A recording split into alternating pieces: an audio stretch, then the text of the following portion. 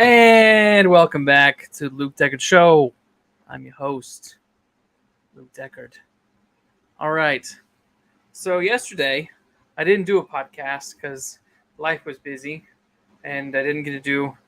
I didn't get to go see Indiana Jones. The plan was to go see Indiana Jones, and then do a podcast in the evening and talk about that and Strange New Worlds and all that good stuff.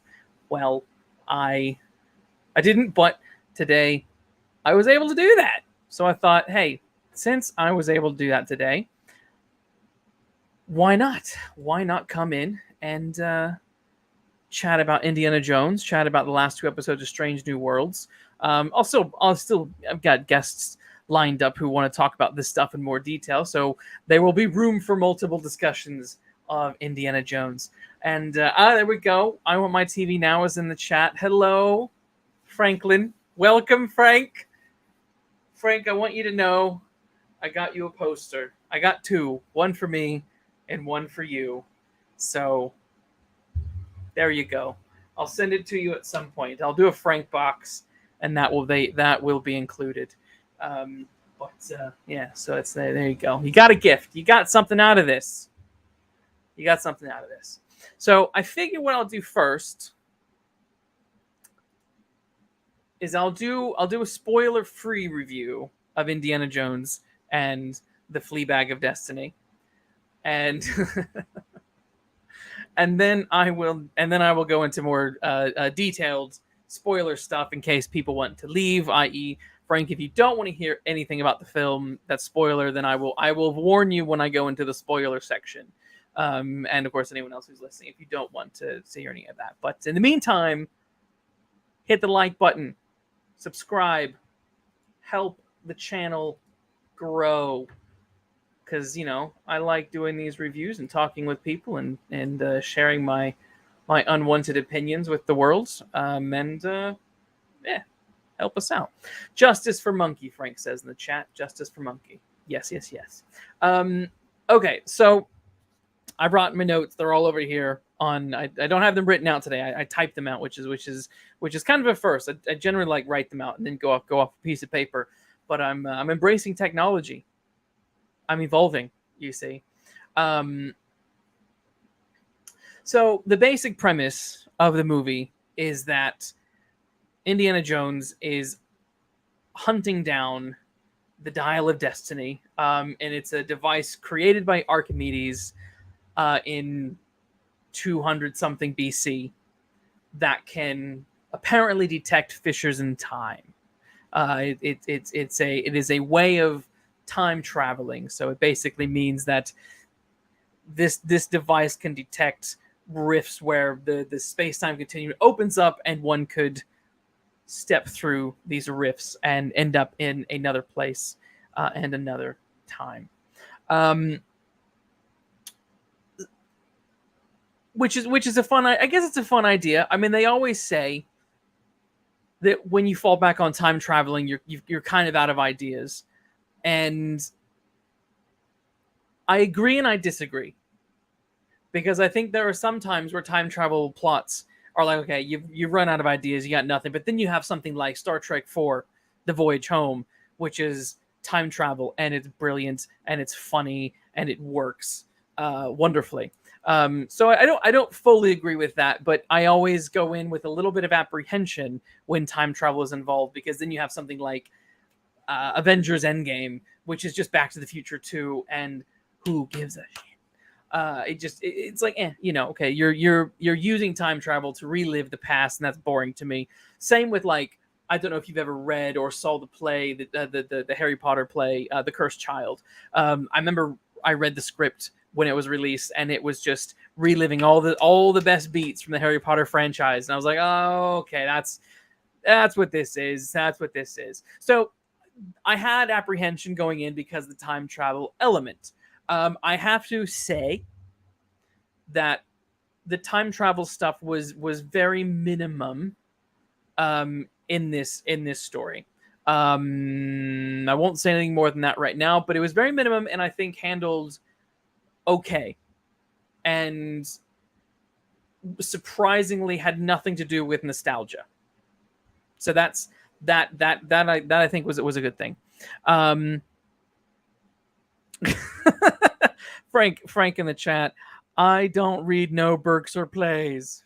Well, expand your mind. Expand your mind. Reading is great, as LeVar Burton told us week after week in the Reading Rainbow. So yeah, so it's interesting to me that I know everyone is not everyone. A lot of people have probably watched the Red Letter Media review of the Temple of Doom. They raised a good point in that film, in that one, Raiders of the Lost Ark was great. Temple of Doom went off and did its own weird thing by going to India and being a somewhat problematic sequel. That's also a prequel. And when that one didn't work so well, when they came back for 3, they kind of went back to what Indy does best, and that is fight Nazis. So it is funny to me that, again, after Crystal Skull, which was George Lucas being a weirdo with the aliens stroke interdimensional beings search for knowledge stuff, that really is a god awful film. And I know there are apologists out there who defend the Kingdom of the Crystal Skull, but it is a structural narrative nightmare.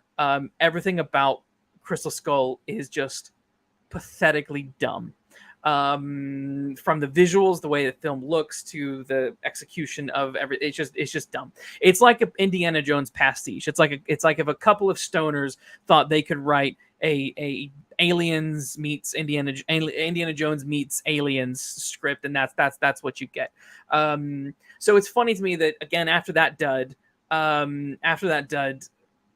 the franchise then goes right back to Indiana Jones versus Nazis, because if you've seen the trailer, that's what this is. Indiana Jones is once again facing the Nazis. This time the threat is, will the Nazis get their hand on time travel? Oh my God! But does it work? Does it work? Is the question. I think it does. I think so. I think for the most part it works. I would say the action is pretty good, where a lot of the action, particularly in Crystal Skull, just felt like nasty green screen smudge ridiculousness. I mean, Mutt swinging with monkeys through the forest, going as fast as cars going 50 to 60 miles an hour. It's just stupid. But weirdly enough, in Dial of Destiny, I do think the action is good. I think it looks better than what it did in the 4th film. It's not all practical like we're used to in the first 3 movies, but it does look better. It looks more real most of the time, which is nice. Harrison Ford, an 80-year-old dude, he looks faster and more with it in this movie than I think he does in Kingdom of Crystal Skull. I feel like Crystal Skull was meant to be the swan song for Indiana Jones, and they kind of lent into the, oh, I'm old and da da da da da. But here we are, 13, however many years later, I don't remember. And he's at it again, but he's not really lost his step. I think if you were to, if you watch these films back to back, Crystal Skull and this, it's kind of, in some ways, hard to believe that it's been that many, a decade or over a decade since those films have come out, because he handles himself pretty well. And of course, there's CGI stunt doubles on people wearing digital masks of Harrison Ford and things like that. So I'm aware of that. But the shots with Harrison and him doing things, they look good. He does a good job, and it's believable action for a man of his age for the most part. At the same time, it is an Indiana Jones movie. Things are going to be exaggerated because it's Indiana Jones and it's not reality, and that's fine. So there are certain action bits that's like, an 80-year-old man in real life wouldn't survive this, but this is Indiana Jones. It's okay. Let's see. So a lot of good action. There's Temple of Doom. What I don't like about Temple of Doom, for the most part, is that the story is pretty minimal. It's bare, and I don't like the characters very much. And well, that's not true. I like Indy. I like Short Round. Willie is annoying as um but it has a lot of fun set pieces, and Temple of Doom is basically a 2-hour action sequence, and I think that's what a lot of people like, because it has all of the gags of just, whether you're in a room with the spikes coming down, or you're in the roller coaster. There's a lot of fun set pieces but they do for me it goes on a bit too long. What I will say is this film sort of kind of is a balance between the action of Raiders and Last Crusade and Temple of Doom, where there's a lot of fun set pieces, a lot of problem solving, a lot of puzzle solving things that you kind of expect from an Indiana Jones film. But there's a little bit more story to it, I think, than what you get with Temple of Doom, which is just action beat after action beat. So I like that. There's a lot of I know Indiana 4 did globetrotting a little bit, but Indy 4 just everything felt fake. I think about that graveyard scene, that didn't feel real. That just absolutely felt like a soundstage.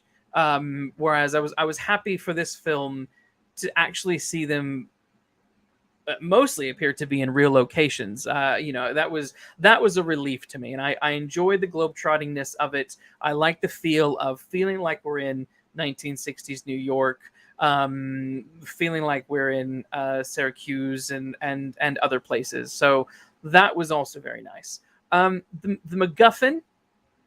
And I'm coming to the end of my spoiler review, but I'll tell you when I start getting into spoilers. The MacGuffin, the dial of destiny, I think is a much better MacGuffin than both the alien skull and the stones from Indiana Jones and the Temple of Doom. It felt more like what you would expect of an Indiana Jones MacGuffin.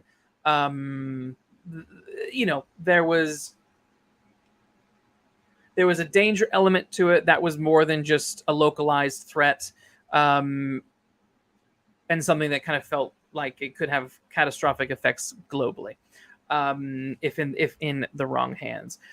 That said, I do think the dial could have developed the threat of the dial a little bit more. For the majority of the film, it feels more like an artifact that just needs to be found rather than a serious threat to humanity.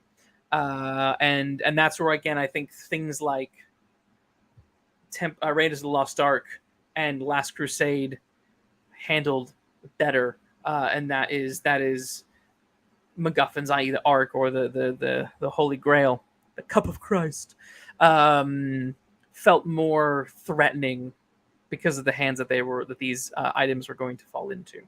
So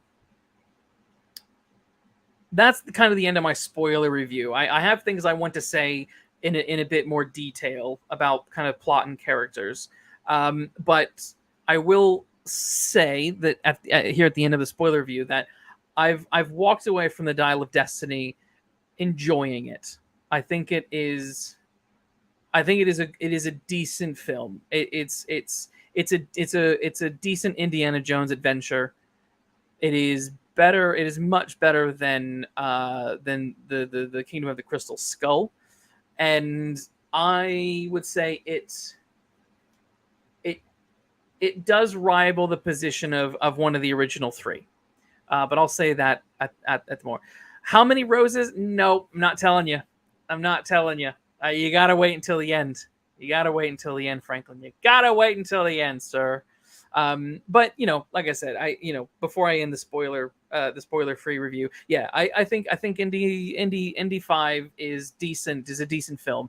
I think, looking back at some of the plethora of articles that came out during the Cannes event, had me worried. Honestly, because there was a lot of articles that were saying very similar things about their problems with the story, and having seen the film, I understand where some of those articles have come, where the authors were coming from. I do sort of wonder if Cannes was the wrong place to premiere the movie. Maybe not the right audience. I don't know. Um, Frank in the chat asks, "Is it Mario Bros of 2023?" Well, I mean, we're still in 2023. Oh no, I see what you're saying. Yes, is it Mario Bros? Yeah, in that the early critic reaction was unnecessarily negative.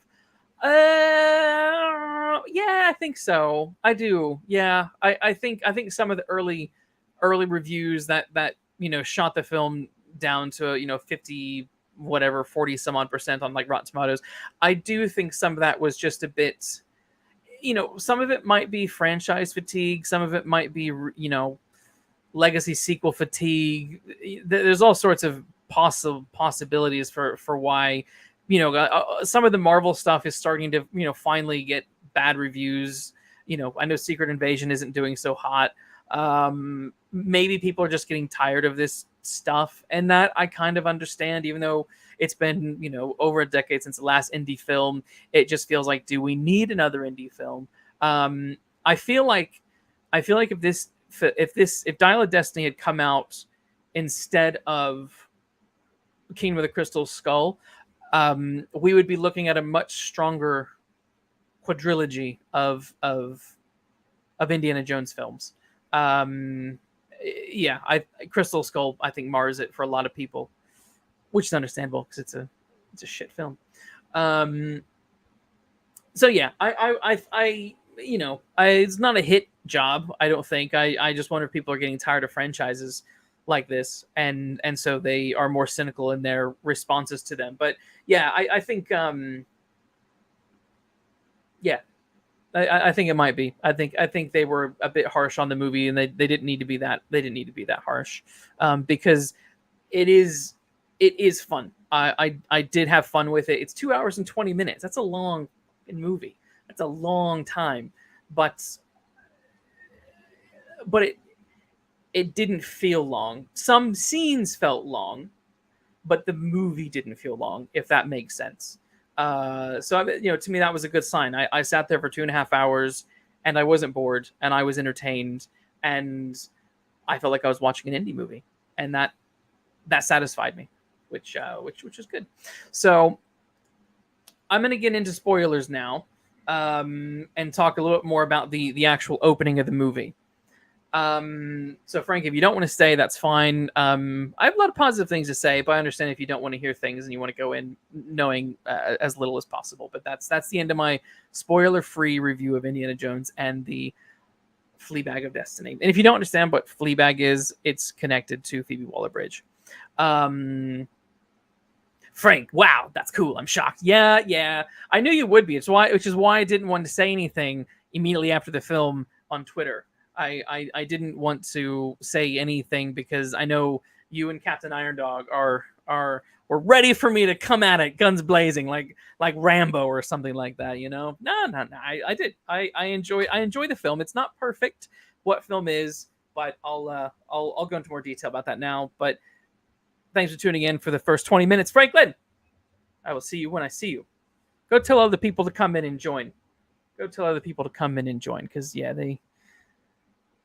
people need to hear what I have to say about Indiana Jones. I mean, they don't, but I want them to. Anywho, the opening of Indy is fun. It is genuinely. I texted a friend because I didn't want to say it to Frank, but I texted a friend and I said the opening is probably the greatest Indiana Jones movie we never got. It takes place in 1944. It's Indy in I can't remember where, Switzerland or something like that, being captured by the Nazis, and basically they've been on this search for the knife that was supposedly the knife that stabbed Christ while he was on the cross.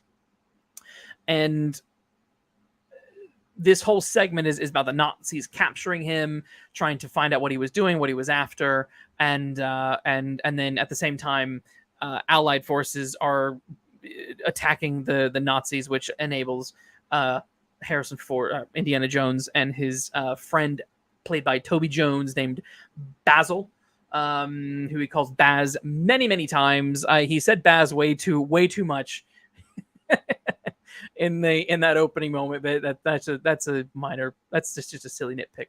Um, but the main crux is that he finds out that his friend is on a Nazi train, and also the knife is on the train, and he wants to go after it and rescue it from the hands of the Nazis. I take that back. He goes after the train because the blade is on the train, and when he's on there, he finds his friend by coincidence, who was captured without him knowing.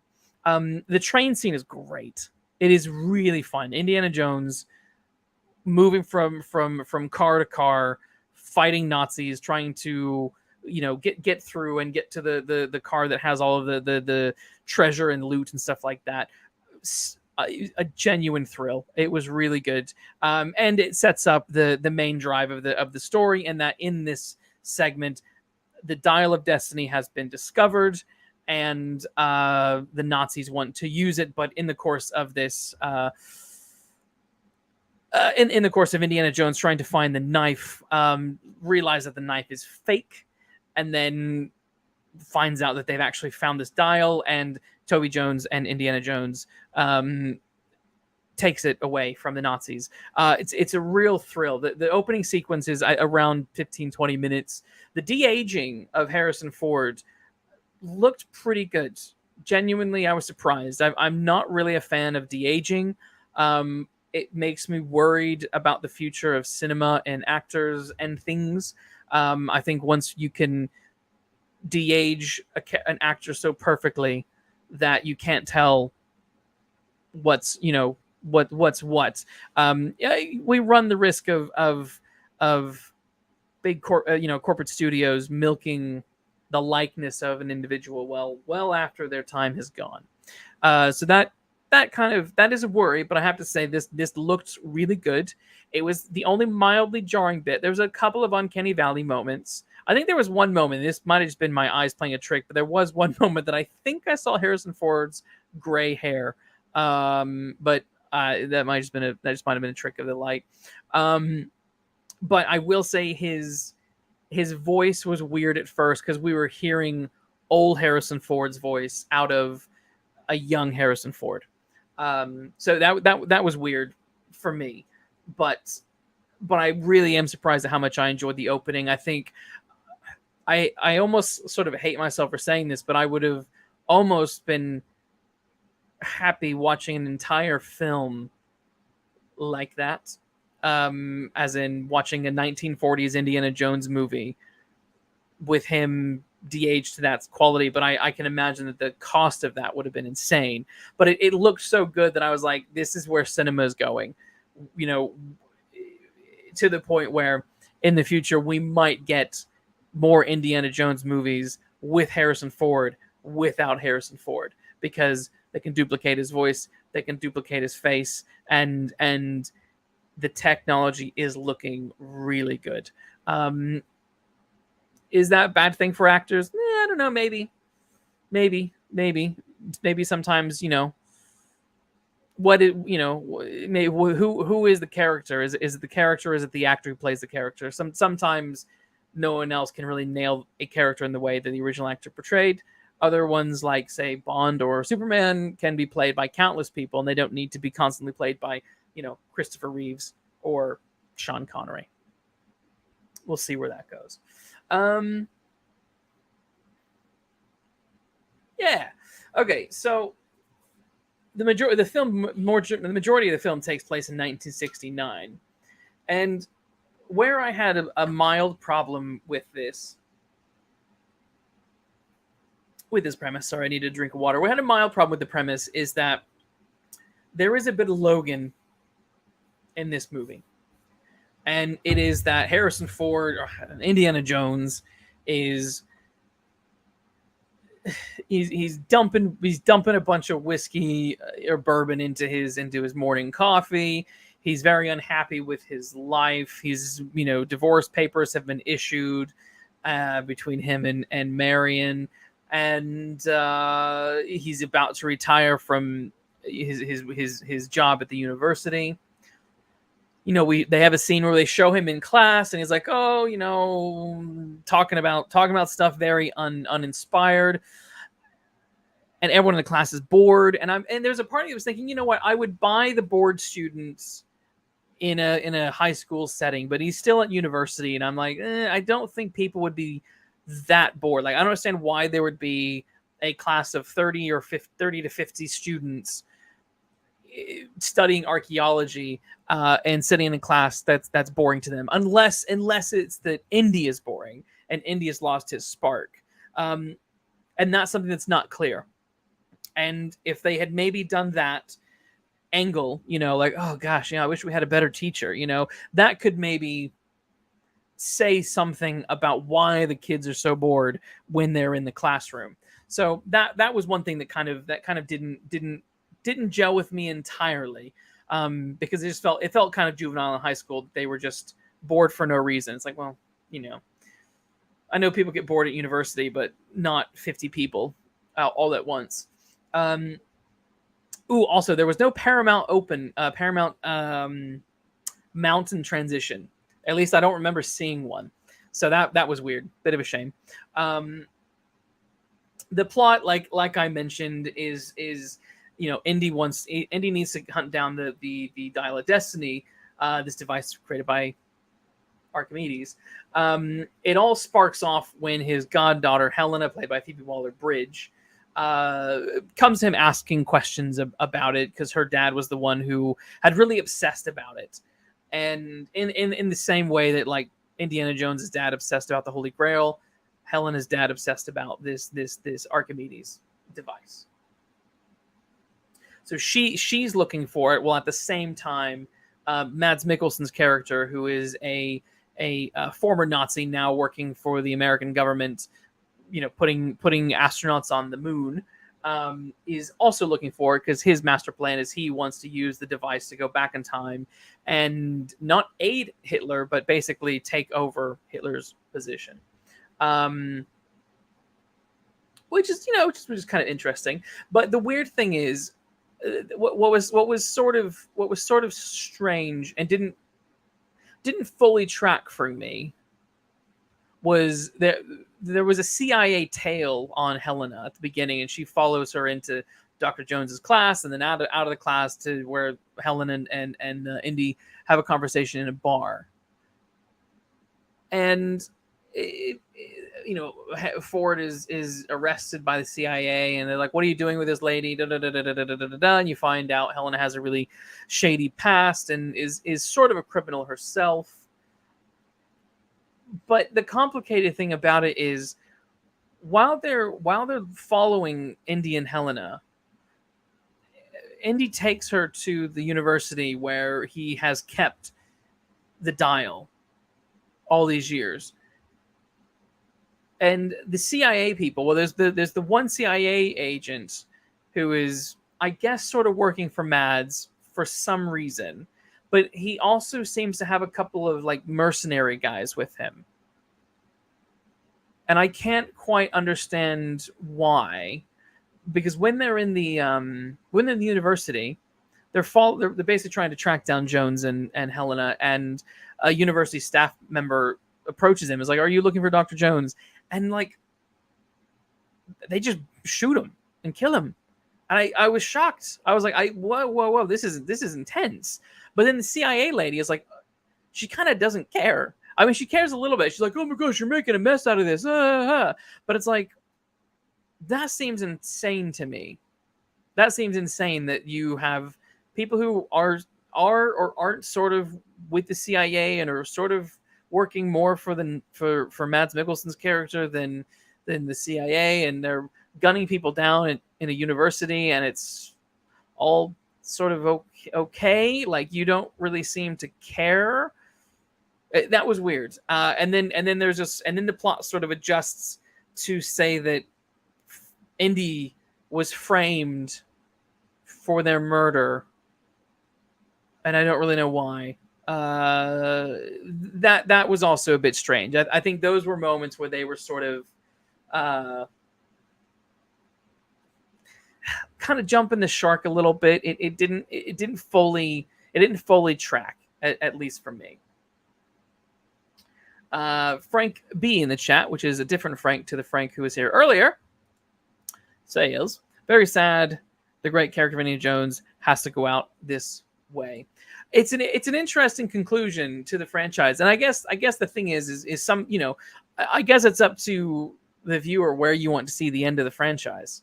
You know, I think a good example is probably X-Men. I love the X-Men movies, most of them. There's a lot of crap ones. I think X-Men 1 and 2 are great. I think 3 is abysmal. Wolverine doesn't count in my opinion. Wolverine Origins doesn't count. But the Wolverine is good, and Days of Future Past, I think, is the perfect end to the X-Men movies. I don't really think of Apocalypse or Dark Phoenix or New Mutants as counting. So where does it where do you end with Indiana Jones? You could say that's only a trilogy and be happy with them riding off into the sunset in the Last Crusade.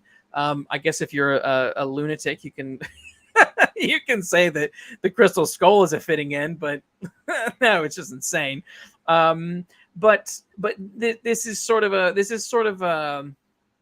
I think Crystal Skull has a worse ending for Indy. I feel that the Dial of Destiny has a slightly better idea for the end of Indiana Jones, but doesn't fully nail the execution of it. But I'll get into that shortly.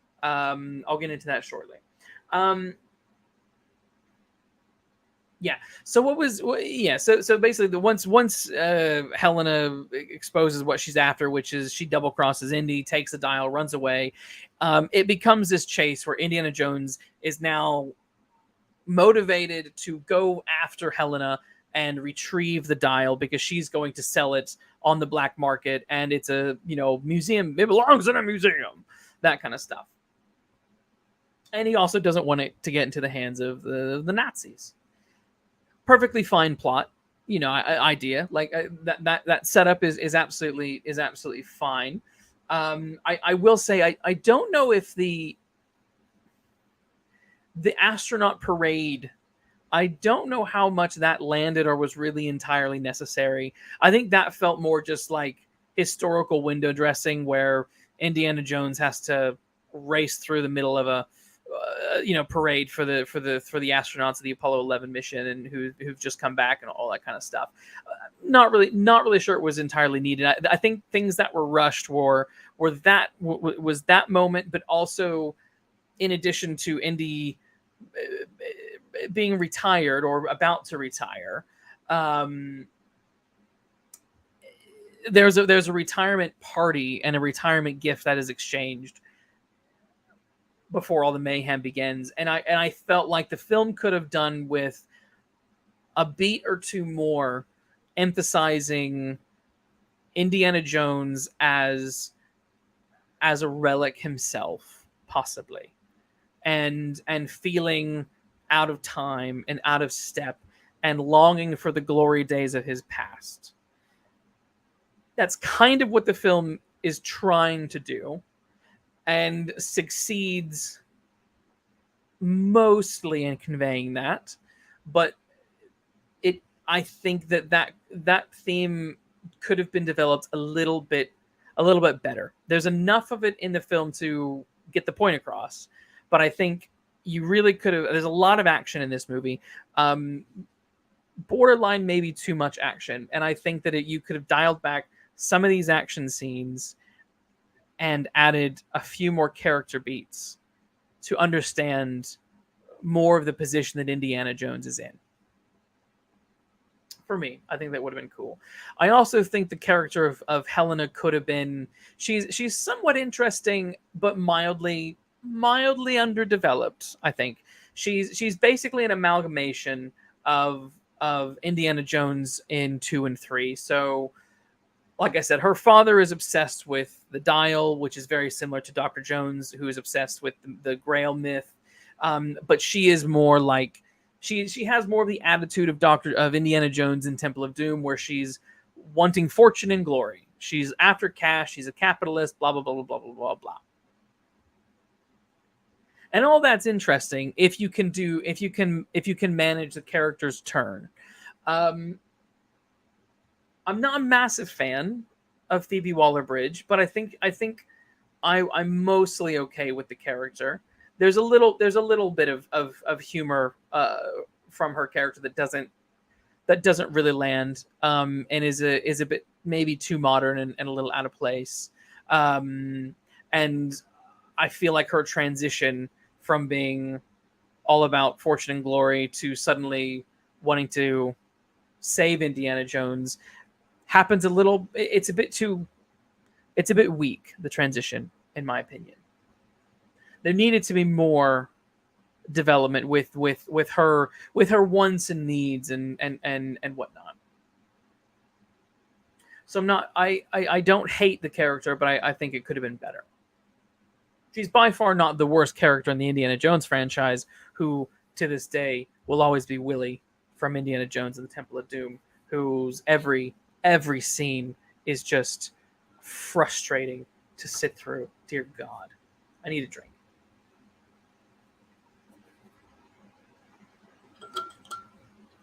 What else can I say? What else can I say? What else can I say? References. I am surprised at. There are plenty of Indiana Jones references and nods. There are lines like belongs in a museum, and Indiana Jones mentions drink that he drank the blood of Kali, and things like that. But I was satisfied that the references weren't. They weren't ham-fisted in the way that other franchises in the way that, like, I'll use Star Trek as an example. Star Trek, some of the newer TV shows, Discovery, Strange New Worlds, etc., love to ham-fist and spoon-feed references one after another. Every scene has about 50 Easter eggs in it, and it gets annoying. And I am pleased that this film wasn't shoving references in your face. One reference I did really, really, really love was when Indiana Jones is talking to Mads' character, whose name I can't remember. What's his name? What's that guy's name? What's that guy's name? Let's find out. Where is he? Dr. Voller. And he's talking to Dr. Voller, and he says, "I should have retired you when I had the chance." I love that because that is blatantly a Blade Runner reference. He was a Blade Runner. It was, he goes after replicants. It's called retirement. I love that. I really like that reference. It was a little bit on the nose, a little bit ham-fisted, but for some reason that one just didn't bother me. I liked it. I really did. That was a fun reference. It made me wish that we were getting another Blade Runner movie with Harrison Ford. I still think he's got one more in him, but I don't think we'll ever get that. As I mentioned earlier, yeah, the Dial of Destiny, it needed to be more of a threat. It's a fun MacGuffin. It's a fun idea. This device created in the 200 BC has the capability of time travel. How did Archimedes have this technology? All that kind of stuff. That's fun. That's very much in the vein of Indiana Jones. Reminds me of the video game of the Search for Atlantis, which is just so fun, that game. But and like I said, there's plenty of fun action, plenty of booby tracks, plenty of puzzles that need solved. That's all really fun in their quest to find the bits and pieces of the dial that they need. But I do think that there could have been, again, really simple additions, and a lot of this is cut back the action, add a bit more to your character and your plot. A couple more moments to sort of express why, say, Helena wants the device. She's wanting to sell it and capitalize off it. Well, what are the dangers of that? If the time travel element is real, what in the wrong hands? What does that mean? What can someone do with that sort of power? And I think that's something that could have been emphasized a little bit more along the way. The main thing just felt like they were just after an artifact that needed to be in the right hands versus in the hands of nasty people. And I think when you think of Indiana Jones 1 and 3, the Ark and the Grail, you get that sense of why those MacGuffins are so important to get out of the hands of the Nazis. Because, Eternal Youth, the Ark of the Covenant in the wrong hands. It's bad. It's bad for business. It's bad for business. So 2 hours and 20 minutes is a hell of a long movie. And I do think you could trim this down to 2 hours. I really do. I think you could trim this down to 2 hours and add all the stuff that I'm suggesting, with just a few minor tweaks along the way. And I have to say, these tweaks I'm suggesting are not. I'm not dogging on the film, but I think in the way other people are. I'm very, in my writer life, I'm also an author and stuff like that. In my writer life, I'm very, very focused on plot and character. Action and set pieces are great, fun. That's like the ice cream and the sweetness of your story. We all love a good action moment. But action without strong character, and strong plots, and action and character are one and the same, really. You don't have a good character without, your character informs your plot, and your plot informs your characters. They're all roped up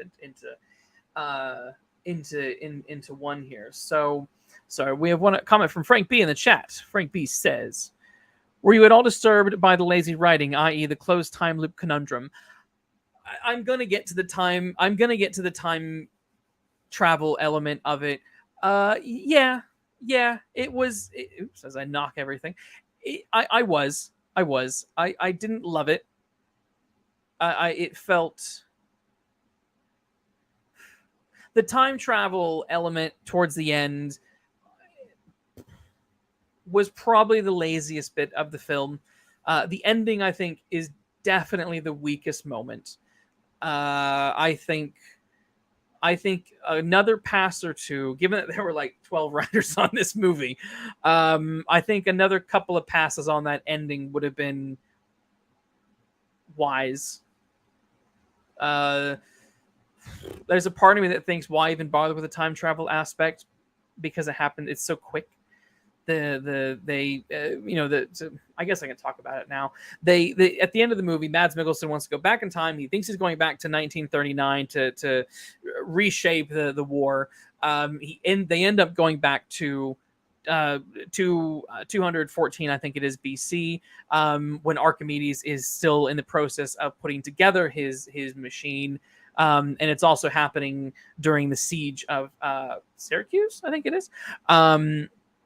So all of a sudden, this big Nazi bomber plane, and then this little, personal plane comes shooting through this wormhole out of in the middle of the sky, while these Roman soldiers are pummeling this beach during this siege, and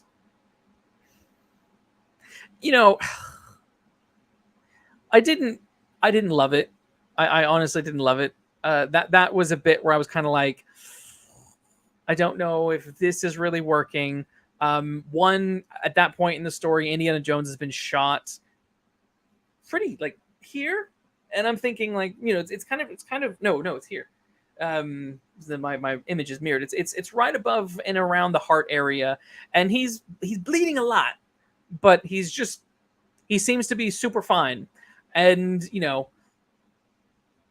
you think back to some of his other wounds in the past where he's very much not fine, and that bit, the fact that he was really kind of on death's door, but not really until the film needed him to be on death's door, was sort of lame. And I think what happens is once they go back in time, it's a very quick moment in which the Romans start attacking the Nazi plane, and they end up shooting it down. Indiana Jones and Helena escape with the parachute, and when they land, they come face to face with Archimedes, who realizes that his device does work. And the thing is, moments before they go back in time, they find Archimedes' grave. Inside his grave is the last element that they need for the Dial of Destiny to work. Inside his grave, he's also wearing a watch. and he has created a watch, but a watch would not have been invented at that time.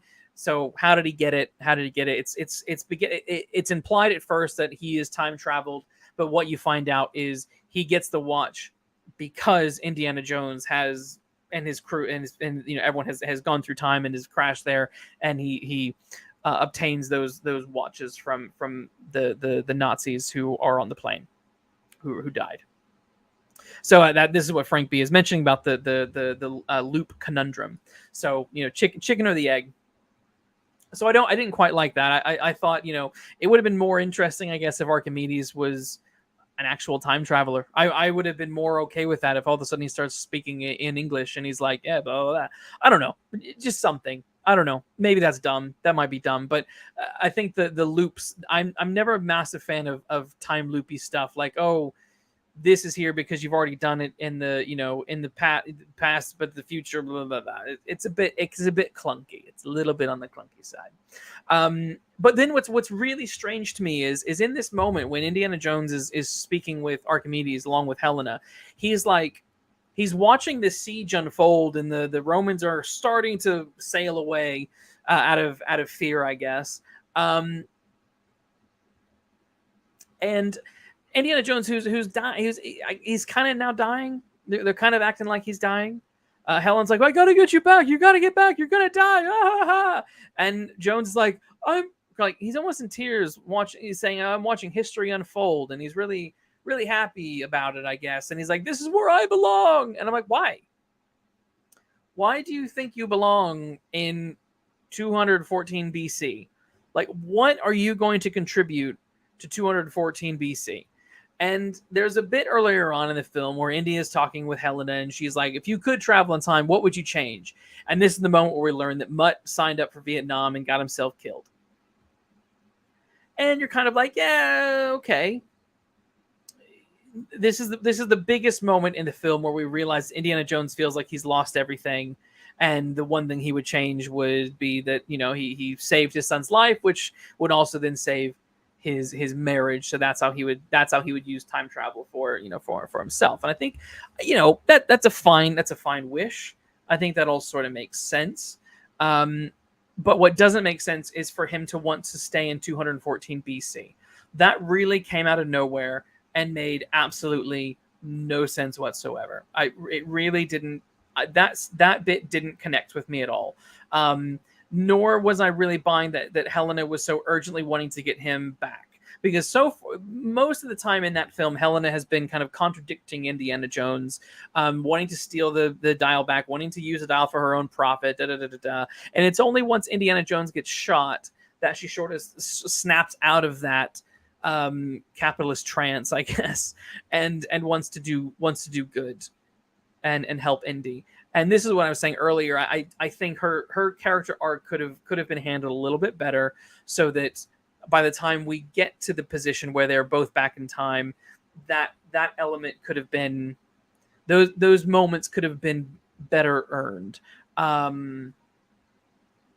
think Indiana Jones really should have been, the conundrum from Indy really should have been not about wanting to stay in 214 BC. It really should have been about having the power to change what happened with his family, because that's the thing that eats him up. That's why his life is dwindled so much. And the fact that the film doesn't really do that, because that's what's so great about, one of the things that's so great about The Last Crusade is you have that moment where Indy is hanging down in the schism, in the catechism, and he can see the Grail, and his dad's holding him. He's like, Dad, I can almost touch the Grail. I can get it. And he's like, Junior, let it go. And I think while that would have been a slight retread thematically, I think it would have been more emotional if Indiana Jones had that temptation where he's like, I could use this to save my son, to save my marriage. And then he has to realize that it's not his place to mess with time. and has to stop it, and then potentially has to destroy. I would say he needs to destroy the dial, personally.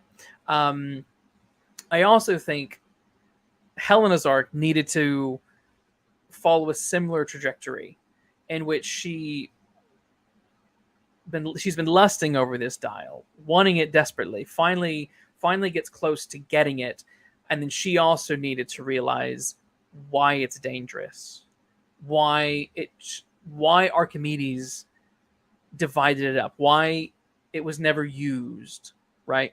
Um, you know, there needed to be just something else to it.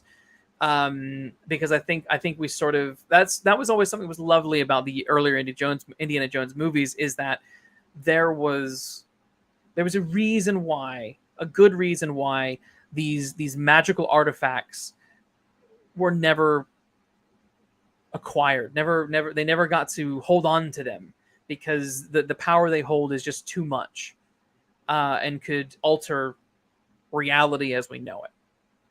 And so I do think that was missing, and I think the moments in 214 BC, little weird, little awkward, little stage play at times, not really needed, a little odd. Yeah, not really a massive fan of it. I think the ending could have been better written, because basically what happens is Indiana Jones is so caught up in this moment being in 214 BC that Helena has to punch him and knock him out. And then he wakes up back in 1969 New York. And then the dial is sitting there on his bedside table. Helena's there, and lo and behold, look who's also there. And you have Marion, who's back, and there's a scene there, but they'll talk about that in just a minute. And it's just sort of like, I don't like that Indy had to be knocked out and brought back to the future. I wasn't sold on that. Indy is a very good. He is the hero, and your hero needs to learn something along the way, and I think that's the one thing that the film sort of didn't grant Indiana Jones, and that is, what was his hero's journey. And that was ultimately sacrificing his family for the greater good of humanity, I think. And that was a missed opportunity. Frank B in the chat says, your alternate moralist ending is a very interesting idea. Would it fit better with the other entries? I think so. I think so. I mean, that's sort of where every Indiana Jones movie ends, really. I mean, it's what happens in Raiders, Temple of Doom. I'm fortune and glory, kid, fortune and glory. And then he's like, no, take the stone. I understand its power now. And he's like, I respect it. This is not for, the world does not need this. Your little village needs it. Keep it. Bye. And then you get the same thing. Like that every Indiana Jones film does that. Awkwardly, even Crystal Skull does it. So it was weird to me that this fourth one just knocked him out. Didn't let him learn a lesson. I was like, come on, let old 80-year-old Indy learn a lesson. Old dogs can learn new tricks. Let's see. I can wrap up my Indy chat here in a second. Been going on for ages, and I guess want to talk about Strange New World, since I said I would. If you are tuning in just now, make sure you like and subscribe to the podcast, to the show, to the Luke Deckard show. So talk about Indy's arc. That could have been much better. Like I said, I think earlier on, the film really should have been about how no one cares about the past anymore. He's a relic. He could, you could have done a lot more with that, but I've sort of covered that already. He's maybe feels like a useless old dog, but then, this adventure he finds some use, and then thinks he can maybe change the past, and realize that he can't. That really should have been a stronger emphasis. I think the discussion around Mutt's death was actually on the bridge of the ship. Was a good emotional beat. I really felt for Indiana Jones in that moment. I think it's bullshit that they killed Mutt. I mean, I know Shia LaBeouf was annoying. I know Crystal Skull is an annoying film, but I think it was sort of like, yeah, that's sort of a cheap way out of having to deal with that character by just having him murdered off screen. But there you go. And like I said, I do think the ending was a little bit weak. The climax on the plane, while fun, Indy didn't really have a sense. I didn't really feel like Indy was in danger that whole time. Funnily enough, at the beginning of the movie, when he is captured by the Nazis and he's about to get hung, and there's the bomb that falls through the ceiling and stuff like that, felt more dangerous and his life was more at risk at the beginning of the movie than at the end of the movie. So I think a couple of tweaks would have been wise to sort of reverse that, because I tell you what, the beginning of the movie is a much there's a really good Indiana Jones movie there. I seriously, the beginning was way more was I had the most fun at the beginning of the movie. That first that bit set in 1944 was just thrilling for me. That was very impressive and a lot of fun. Yeah. What else? Yeah, I also felt like when they get to the past, the story didn't really know what to do. And that was a problem because they get to the past and very, very quickly they kill the Nazis. Mad's character is dead. Hey, Biffer, welcome to the show. Mad's character is killed pretty quickly, and Indiana Jones is brought back to the past. So that was a strange one for me. I really don't know.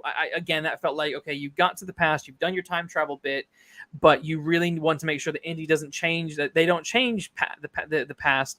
And therefore, we only spend such a short amount of time that I'm not really sure it was really worth it. I'm not really sure. It almost would have been more interesting if they were like looking at a window into the past and they could step through, but they don't step through. That maybe something like that. I don't know. Biffer says, did they use a time travel device like a TARDIS? No, they didn't. No, they didn't, Biffer. The device created by Archimedes picks up fissures in time. So, schisms in the space-time continuum in which you can step through and end up at another time in another place. And they only do it once at the very end of the movie, and it's all part of the climax. And it's not the best part of the movie, I have to admit. It's the weakest bit is the last probably 15-20 minutes of the movie. The ending could have been stronger. It really, really could have been. I'd say the last 3 minutes of the movie are wonderful. I do love when Marion walked in the door and she was back, and her and Indiana Jones sort of rekindle again.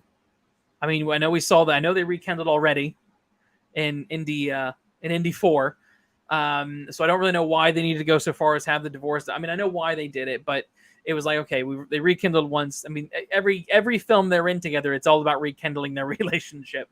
So it gets a little old, but I was glad that Indy and Marion have a happily ever after, because, like, geez, like, if they had kept them not together, I would not have been happy. That would not have been fun, because they belong together. They belong together, in my opinion. The other thing I was going to say, just briefly, and I'll wrap this up now, is there's a new character called Teddy. He's basically the new Short Round. Really quite useless. There's nothing that he does that Helena couldn't have just done. He's really only there to fly a plane behind the Nazi plane through the fissure so that they have a way back. And that's it. And again, realistically, you could have just had Indy on the plane with the Nazis. He could have fought them all, got out, made, as the plane's crashing, he could have jumped out with the parachute, landed in 214 BC, and thought, well, I guess I'm stuck here. And then the plane could land, and Helena could emerge and be his ride home. That would have made more sense, because Indy needed a little bit more agency at the end of that movie. That's all I think. So yeah. So overall, my overall thoughts on Indiana Jones 5 is you know, well, wait, what else? Yeah, so the runtime is so general runtime is long. It luckily didn't feel long, but it is long. But that's because some of the scenes just felt too long. They could have trimmed them down. I do think you could have easily made this a 2-hour movie, but at least the film didn't feel long, so that's a positive. The opening is thrilling. I loved it. The general story is mostly fun and enjoyable. It really, in my opinion, it doesn't totally crap all over Indy, and it doesn't ruin the canon of the franchise. You know, if you want to consider it, you can. If you want to ignore it, you can. And keeping Indy with Marion is good. So happy ending. Well done for that. But there are thin characters. I think Helena needed a better character arc. Teddy was useless. And Mads' goons, they were in it a lot. But they were sort of they were in it. They had too much screen time to be so thinly developed. I think Indiana Jones, obviously there's lots of goons in the background. These guys didn't feel as strong as some of the other goons in the history of Indiana Jones. But this, I will say, unlike watching Indiana Jones 4, Kingdom of the Crystal Skull, I felt like I was watching a proper Indiana Jones movie. Whereas Indiana Jones 4 felt like a couple of stoners trying to write a pastiche of Indiana Jones meeting aliens. God, I hate Indiana Jones 4. It really, I hate Indy 4. I do not hate this film. So is it worthy? Is Indiana Jones and the Dial of Destiny worthy? I think it's just worthy. I do. It's certainly more worthy than 4. It's like the Bourne franchise, the Jason Bourne franchise. I like Crystal Skull. I don't count it in the same way I don't count the Jeremy Renner Bourne Legacy movie. It just doesn't count for me whatsoever. But I'm happy to count Indy 5 in the way I'm happy to just about count the film Jason Bourne. In that franchise, very very similar, those two franchises, in the way they have a strong trilogy, a really bad 4th movie, and then a 5th movie that is sort of all right. Yeah, Biffer in the chat. Yeah. Indy 4 was trying to cash in on the ancient alien phenomenon. It was, and I think, the thing is, the idea isn't a bad idea, but like, the Russian stuff was awful. The way the film looked was awful. The Indiana Jones having a son was stupid. The gags and the way people died were so pulpy. Like the killer ants bit was just that felt like it was ripped out. It felt like the film forgot that Indiana Jones was an homage to like 1930s, 1940s serials. But Indy initially with 1, 2, and 3 played some of that stuff more seriously, and didn't do everything ultra pulpy. Where I felt Indy 4 was very very pulpy, and that bothered me. That's one of the many reasons Indy 4 does not work for me. But I do think the idea of Indy potentially encountering aliens or interdimensional beings it can work. It's not any more crazy than magical stones, the Holy Grail, and the Lost Ark of the Covenant. It all kind of fits, but it's just how you handle it. And that 4 was not handled with any sort of delicacy or finesse. But I can recommend the Dial of Destiny. I do recommend it. I had fun.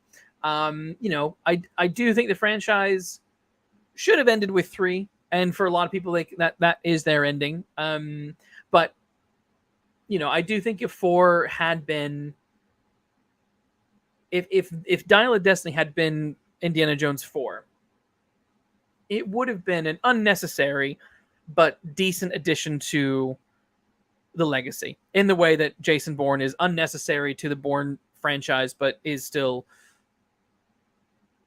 can be kind of fun. So I would say ignore 4 and consider Indy 5 as the new 4. And I guess the thing is for me, it's like, would I walked out of the cinema and I was like, would I buy this movie? Do I want to own and potentially rewatch Indy 4? And truth, I would want to watch it. I do want to watch it again. I probably will buy the 4K when it comes out. I like it enough to have it in my collection of Indiana Jones stuff. So I guess jokingly, we've been what I did with Frank Ireland on his channel, I Want My TV Now. We when we talked about the Flash, and then when I did my Flash chat here with Neil Vag was on the show, we are rating films based on the Michael Rosenbaum scale. So Michael Rosenbaum, the guy who played Lex Luthor in Smallville, they're in the middle. Michael Rosenbaum and Tom Welling are in the middle of doing a Smallville rewatch podcast, which is great. And Rosenbaum does a Rosenbaum rating at the end of every episode for their Smallville episodes, and that is 3 roses is the highest you can give, 3 bombs is the lowest you can give, or something can be right down the middle, and it can be a heater where it's like not really recommended, it's not god awful, it's not good, but yeah. So how many roses or bombs would I give this film? I think I'm going to be generous with Indy 5. Because I did have fun with it. There are a few eye-rolly moments, but in general, I did have fun. There are moments where absolutely the plot could be tweaked and things could be a little bit sharper. And I think character motivation and character arcs could have been a little bit better thought out. But I think I would give it a rose, maybe a rose and a half. I'm somewhere in that camp right now. So on a star rating, it'd be about a 4. It'd be about a 4-star. If you consider Indiana Jones, Raiders and Last Crusade are very, very strong 5s. I think a 4-star is probably good for this because it's not awful. It's nowhere near as bad as the reviews that were coming out of the Cannes Film Festival. That was interesting. That was weird. I guess Frank Ireland earlier mentioned it was just like Mario, where Mario was trashed massively, but when I went to see it, I was like, the film was fine. it was funny. It was inoffensive. It was mostly a good story. A couple of tweaks here and there would have made it better, but it was mostly fine.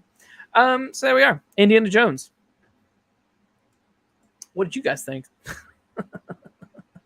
Right.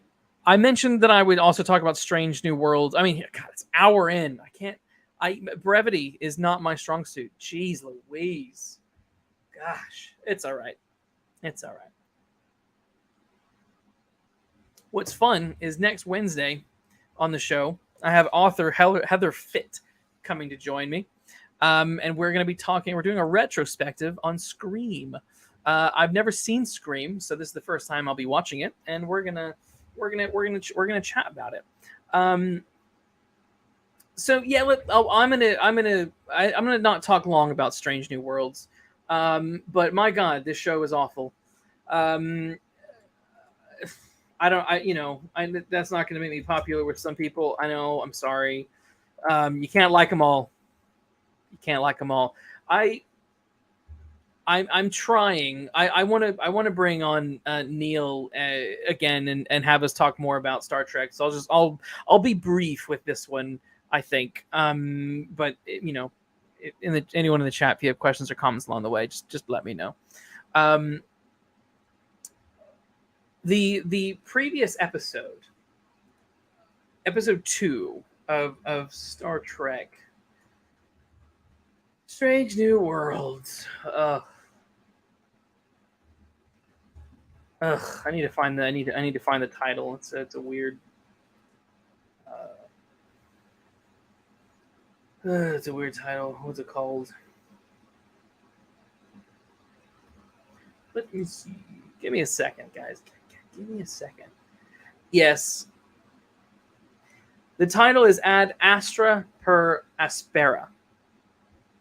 Latin for To the Stars with Hardship. This episode was a giant what the fuck. Dear God, was this episode stupid? Um, well, I'm being really harsh. Was it stupid? It wasn't fully stupid, but it wasn't very. It wasn't as smart as what I was hoping it was going to be, and what I think others led me on to believe it was going to be. But the basic premise of this episode, of the second episode of Strange New Worlds season 2, is that Commander Una, number one, is on trial because she is part of an augmented race, and you're not meant to be augmented, and it's Starfleet, blah blah blah blah blah blah blah. The episode falls in line with many classic Star Trek episodes in which there is a hearing and one of our beloved characters is on trial, and oh my god, how are they going to get out of this? Measure of a Man did it. I can't even think of all of them, but there are many many courtroom episodes because they're cheap and easy, but also some of the best, most dramatic episodes in Star Trek history. So I'm all for a good courtroom drama. I really, really am. They can be really fun.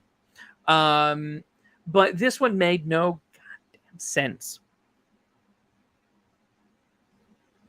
Because basically, we spend this whole episode, half the episode is Pike going and speaking with a friend a childhood friend of Una's, played by Cecilia Rose Gooding. Nope. I got that totally wrong. Yetide Bataki. She plays Nira Katul. And Yetide also plays. She was in American Gods, and she's great. Like she was a really cool character. I genuinely liked her character. The other mean captain, this Captain Batal, was just, she was nonsensically angry and screaming the whole time from her little bench, and I just thought, will someone just tell you to shut up? But Yetide's character was very cool, very calm, very rational. I really liked her. But what made no sense is that part of the drama of this episode is trying to find out who ratted out number one to Starfleet that she was augmented. And in the course of the episode, during questioning, Nira gets number one to admit that she ratted herself out to Starfleet. And I'm like, wait a minute. There were many beats in this story about La'an trying to get to the bottom of who did it, how it was done, because she talked about it in one of her logs and blah blah blah blah. So she was the one responsible for it, but she wasn't. And I just thought, wait a minute, if you ratted yourself out, everybody would know that you ratted yourself out. If you're going to court because you ratted yourself out, everyone would know that. So I don't understand why that's a huge big drama beat in this episode. It really didn't make any goddamn sense to me whatsoever. Ever. And to me, that unraveled the whole thing. Anything that was interesting was really unraveled in that moment, because dear God, you would know this. Everyone involved would know this. If Nira is number one's lawyer, she would know this. It made no sense for her to not know this. And the only reason that information was held back was so that number one could give her big speech about why you shouldn't judge people for being different, and wanted people to find out from her that she was the one who was different rather than find out through other means. But the problem is they still found out through other means because no one knew that she turned herself in. So to me, that was just absolutely asinine. Really didn't like it. The other thing I'm kind of bored with is dumb Spock. Spock is really dumb in Strange New Worlds, and it is really annoying. It's like they did this with Sherlock and BBC Sherlock. Seasons 1 and 2, he's like a competent, clever guy who maybe is a little bit off on social cues, right? But then they just take it really far in series 3 and 4, where he's just it's almost unbelievable how inept he is in social situations, how he just doesn't understand anything. And the problem is Spock is actually very intelligent. He gets things, he can read people, he gets situations super quick. He gets them faster than the humans on the ship get him, right? He is always 5 steps ahead of everybody, always, because he is a genius. Spock is Sherlock Holmes on the Enterprise, right? So when they're doing things and making jokes and making snarks and giggling at him and he's not understanding situations, it's exhausting. It's exhausting. And they do it again in the next episode where they bring Kirk in and in the way that Ethan Peck's Spock is a goofball, they made Kirk a stupid goofball. But like, there's also just bad writing. It really is bad writing. And I don't know if it's just the people don't have time. Do they not have time? I don't know. Are they not given enough leeway to write these? I mean, I've been in situations where I've had to write things in a hurry, and I know I could have written them better had time not been a problem, or production time been severely jeopardized. But there's a moment in the Ad Astra episode where, just in the middle of Una's questioning, she's like, Ad Astra per aspera. And like, well, what does that mean? And she was and she goes, it means to the stars with hardship. And I think what that means is that through hardship we'll get to the stars. And I was like, dear fucking God, are you serious? And I literally, that is if not verbatim, almost verbatim what she says in that episode. It's like, yeah, you just said to the stars with hardship. Any moron watching this understands that to the stars with hardship means that through hardship you'll get to the stars, you'll reach your goal. Really obvious when you translate it. We get it.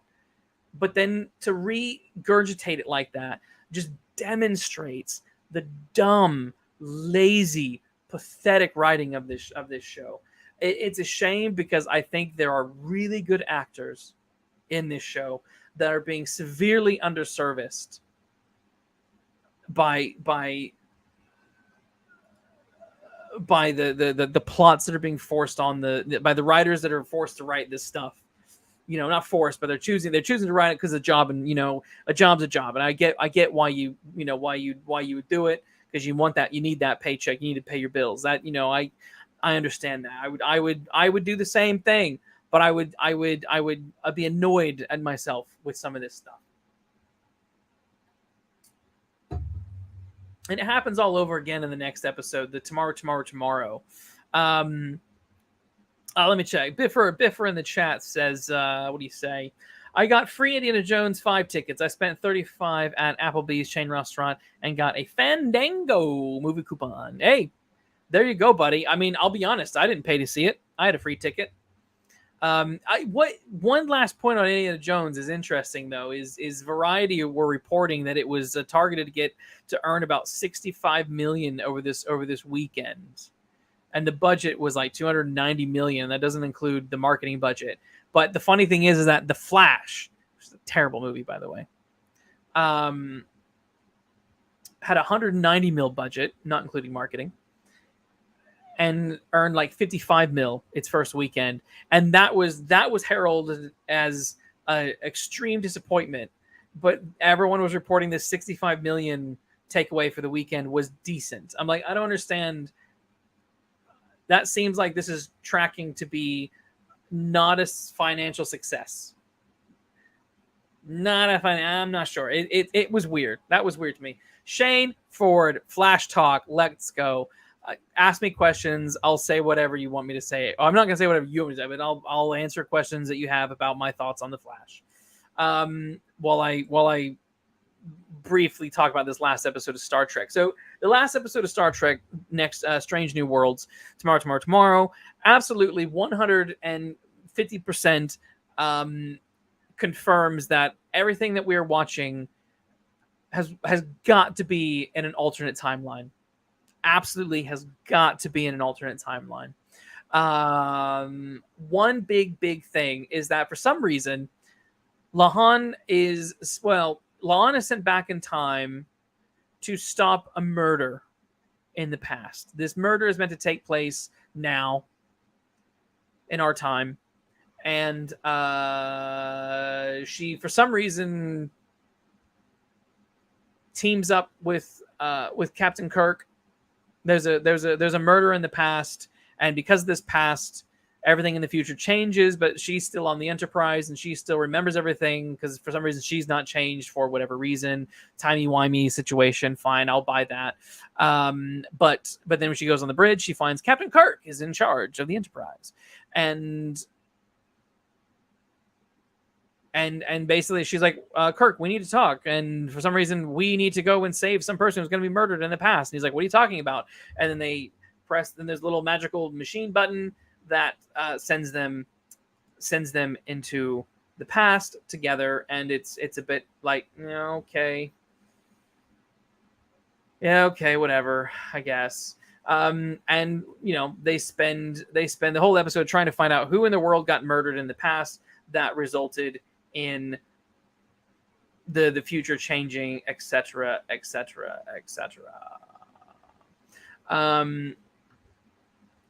What was annoying though about this episode was pretty much everything. La'an gets to the bridge and Kirk is like, ma'am, who are you and what the hell are you doing on my ship? And I'm like, you know what, at least Chris Pine attempted to act like William Shatner. At least he attempted that, because Shatner is Captain Kirk. And you can't be Kirk without imitating Shatner. And Chris Pine got that, and he nailed it. And I don't even know the guy's name at the moment who's Captain Kirk on this in Strange New Worlds.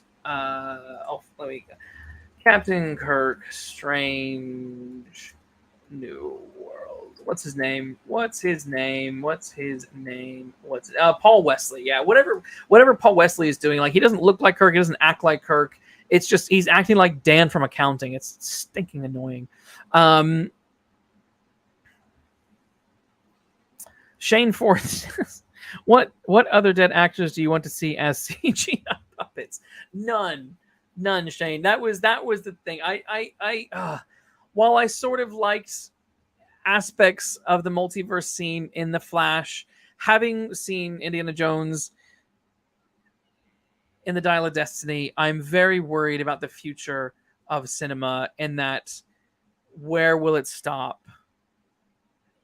Actors, I really hope you with your contracts, make them strong, make sure some of these studios cannot just take your likeness so that they can just use it and milk it for centuries to come.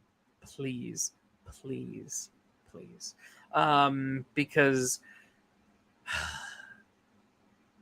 it's murky. I don't like it that much.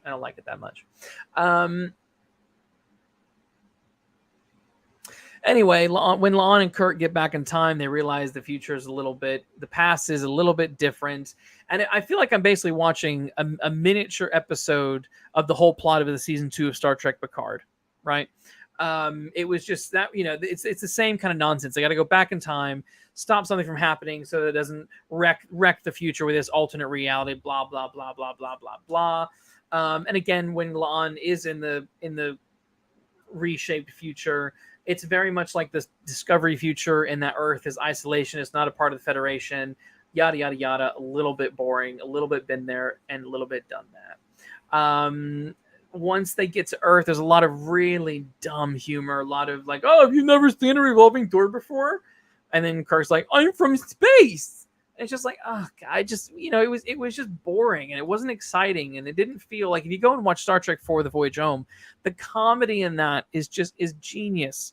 The way they handled it is great. Spock being not fully there yet because of his his body being rejuvenated by the Genesis planet, and his conscious being in McCoy, then being put back into himself. He's not fully there, so he's a little bit odd himself, and so you have an odd Spock in a fish out of water context with a crew that's a fish out of water. It's a fish. They're a fish out of water.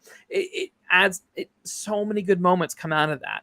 Like Spock learning to curse and not really understanding it. Like that's genuinely really, really funny. One damn minute, Admiral. It's just is great. But like this is just all like kind of cheap stuff. Like, oh, we'll make a gag about revolving doors and be like, I'm from space. Like, come on, is that the best you got? Is that the best you've got? Really? Throughout this episode, there's a really weird romance between Kirk and Lahan, and it felt like dumb science fiction to me. Like, oh, we'll have a Kirk Khan like romance. Wouldn't that be spicy? And it's like, no, it's just dumb. A Lahan shouldn't be on the Enterprise in any scenario. It's just moronic. I don't like it. It's lazy. It's lazy. For Shane Ford, it says, how much uglier can CGI get before fans stop pretending it looks fine? That is a really damn good point. Honestly, I don't know.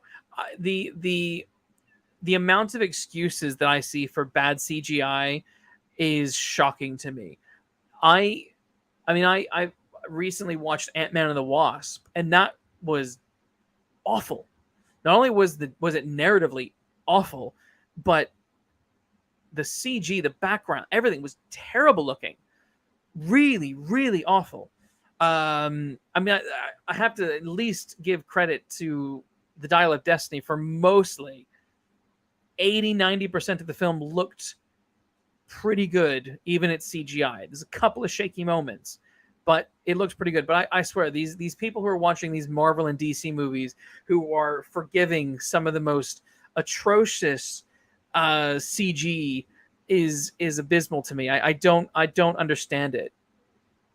I don't. I understand if we're talking about like, I'm watching the original Star Trek show, and yeah, the graphics and the sets are a little bit cheap, a little bit cardboardy, or watching old Doctor Who. I get that, but the thing is, those films at least had stories and characters that were great, that were worth investing in, despite some of the cheapness.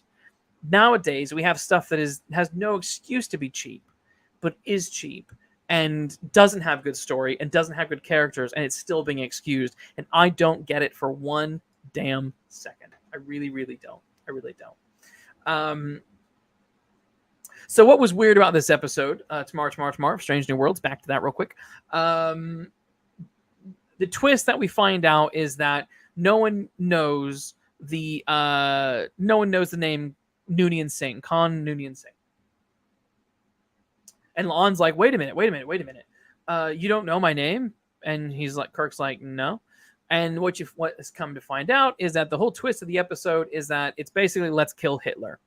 Someone goes back to 2023 and they kill, and their plot is to kill Young Khan Noonien Singh, which made no goddamn sense, because if you know your Star Trek history, if you know it, Khan ruled a quarter of the Earth from like 1990 to 1996, before there was an uprising against the superhumans, and him and his crew of 80 some odd people jumped on the SS Botany Bay and shot off into space and lived in hibernation until Kirk reawoken them.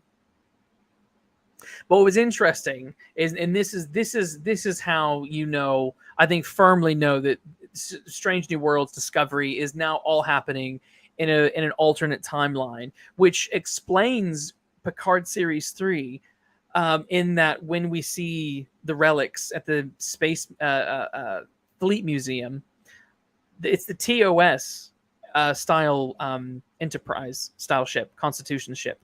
It's not the Strange New Worlds version, which it spoke to obvious that okay, something is not connected here between Picard and these other Star Trek shows, and this is it.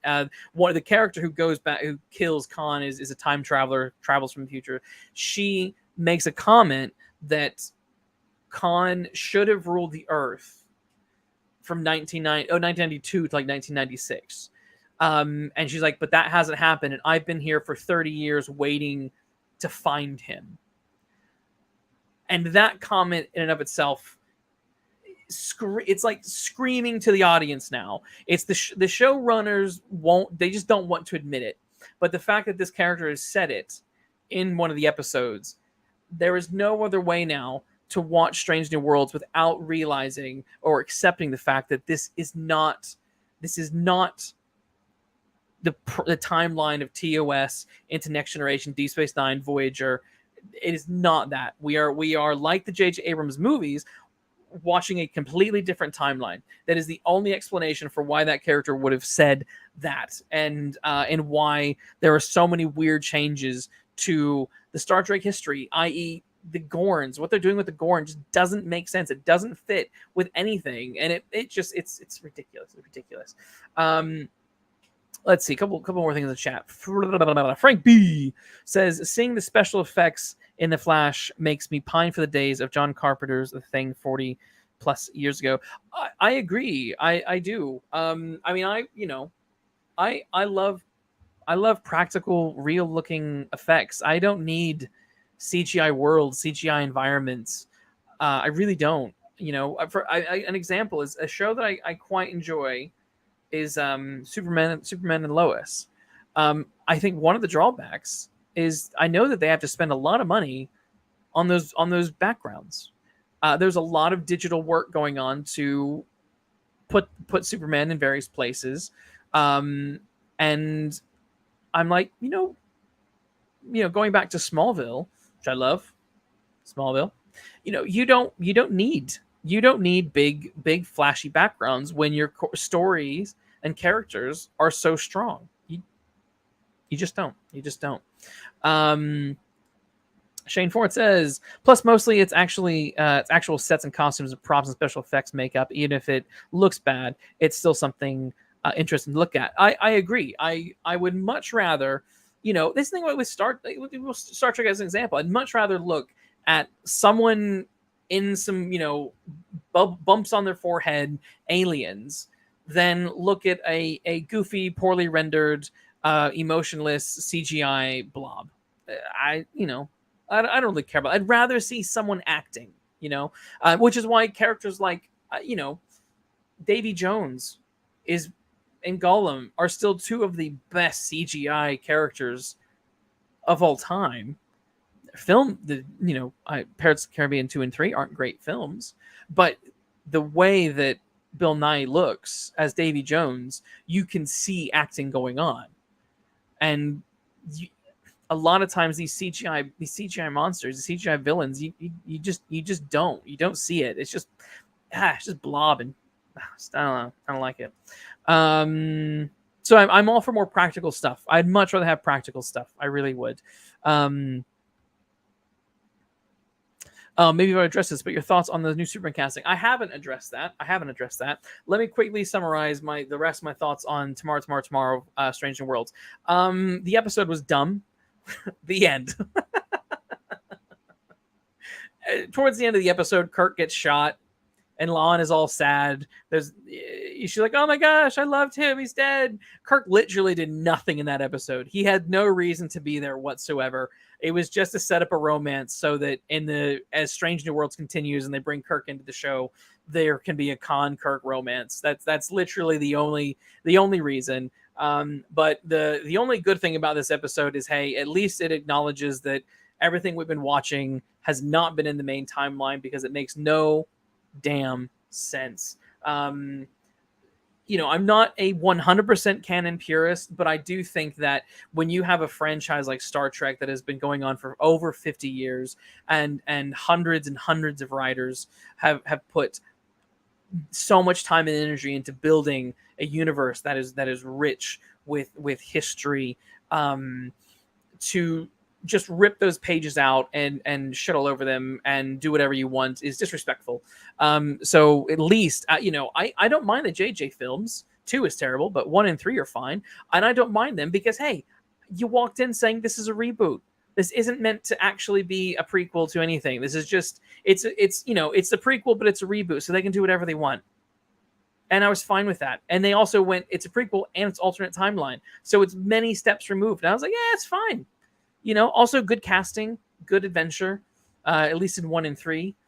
So mostly worked for me. And I don't understand why, if they weren't going to progress Star Trek into the future with Discovery, they had to do all these damn prequels. If you're gonna do that, then just come on, just say it's a reboot. Just say it's a reboot. Let people move on instead of let fans pull their hair out, and scream on Twitter about how dumb the show is and how it doesn't fit with canon.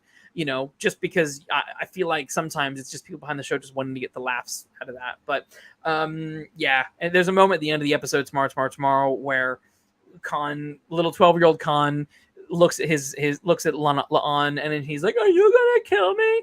And it's just like, whatever. It's a let's kill Hitler plot. It's not really original. Kirk served no purpose in it. The romance I thought was stupid, but hey, it establishes that we are watching an alternate universe. That's all I have to say on that. So that's my Strange New Worlds and Indiana Jones wrap up. So I'll get to these questions. Shane Ford, you said, no, I have not addressed the new Superman casting. I don't care. That's my opinion. Well, what I mean by I don't care is that it's boring. I'm bored. It's boring. Dave Bass, is it Bass, who is a production designer on Star Trek, the Star Trek shows, the ones that I've just been shitting on, but he's a great production guy, and he's done incredible work. So, like, no disrespect to all the hardworking people who make that show look great, because all the shows do look great. They're just not well written, or acted sometimes. But he tweeted, responding to Robert Meyer Burnett of the Burnett Work. He tweeted it saying, is it possible that people are getting character reboot fatigue? And I'm like, yes. I mean, it was boring when Andrew Garfield was cast as Spider-Man, and that was only he was only the second person cast as Spider-Man. It was doubly boring when Tom Holland was then cast as Spider-Man. It's like, dear God, how many Spider-Men do we need in one decade? Like, seriously, it was ridiculous. And then, of course, with Superman, like, since 2006, we've had before 2000, since 2000, we've had Tom Welling. Oh God, the guy who looks like Christopher Reeves. Why is his name? His name was just there. Yeah, Brandon Routh. Tom Welling, Brandon Routh. Then you have Henry Cavill. Now you've got this the new guy. What's his name? Let's see. New Superman actor. David Corenswet. I don't know how to pronounce his name, but that's how I'm going to pronounce it. And Rachel Brosnan as Lois Lane, and I the guy looks exactly like Henry Cavill. Which I think is funny.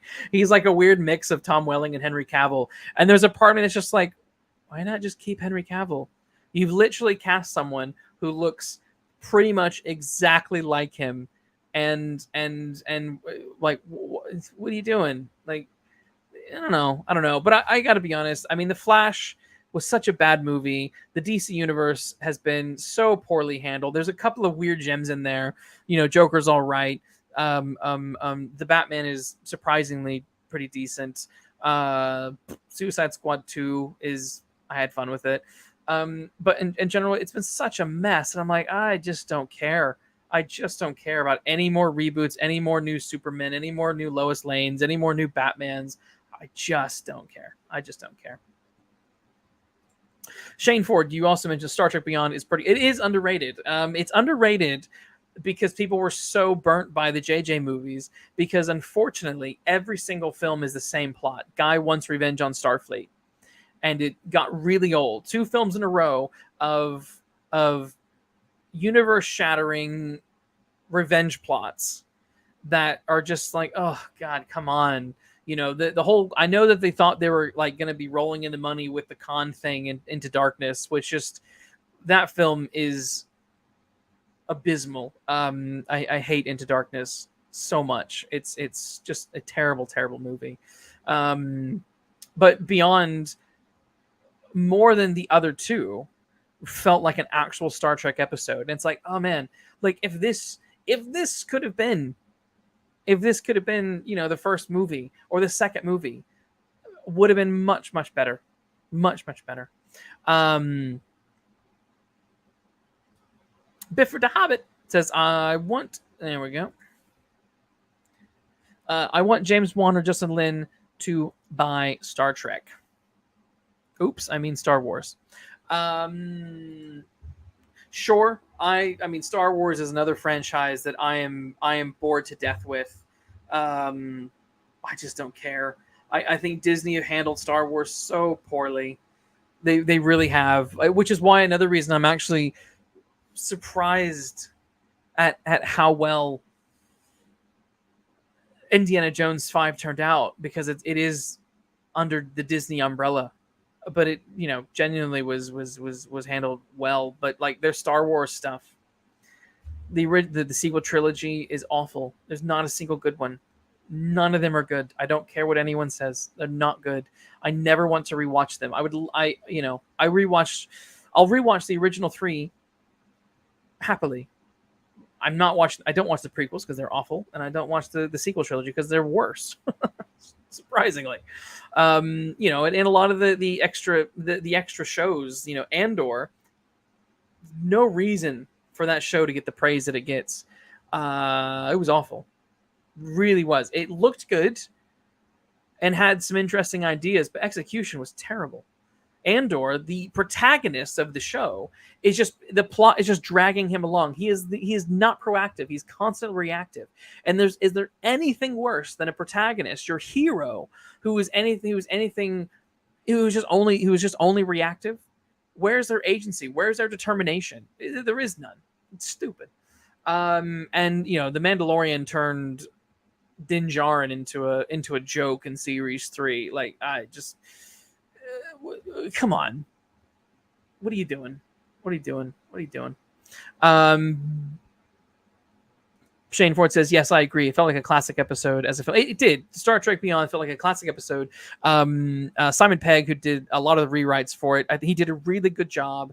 It was the right balance of Star Trek with modern action. I love the way they incorporated the Beastie Boys song. I was nervous as shit about that going in. I thought that was going to be terrible, but like that landed so well. There's so many really good things about Star Trek Beyond. It genuinely is a good movie. It deserves more attention than it gets, but it's unfortunate that it gets undermined because 2 was so bad and people just kind of got bored.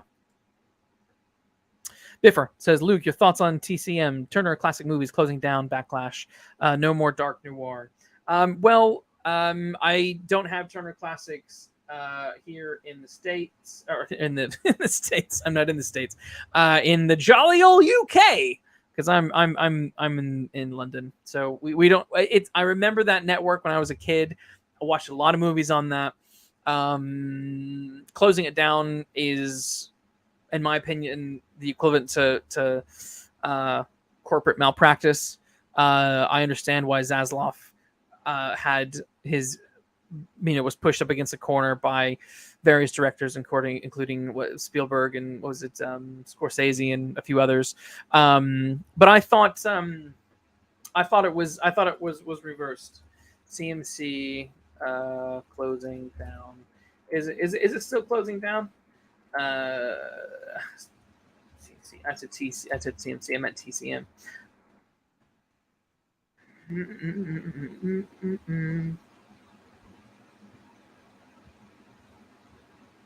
Oh, I guess it does have a UK channel. Who knew?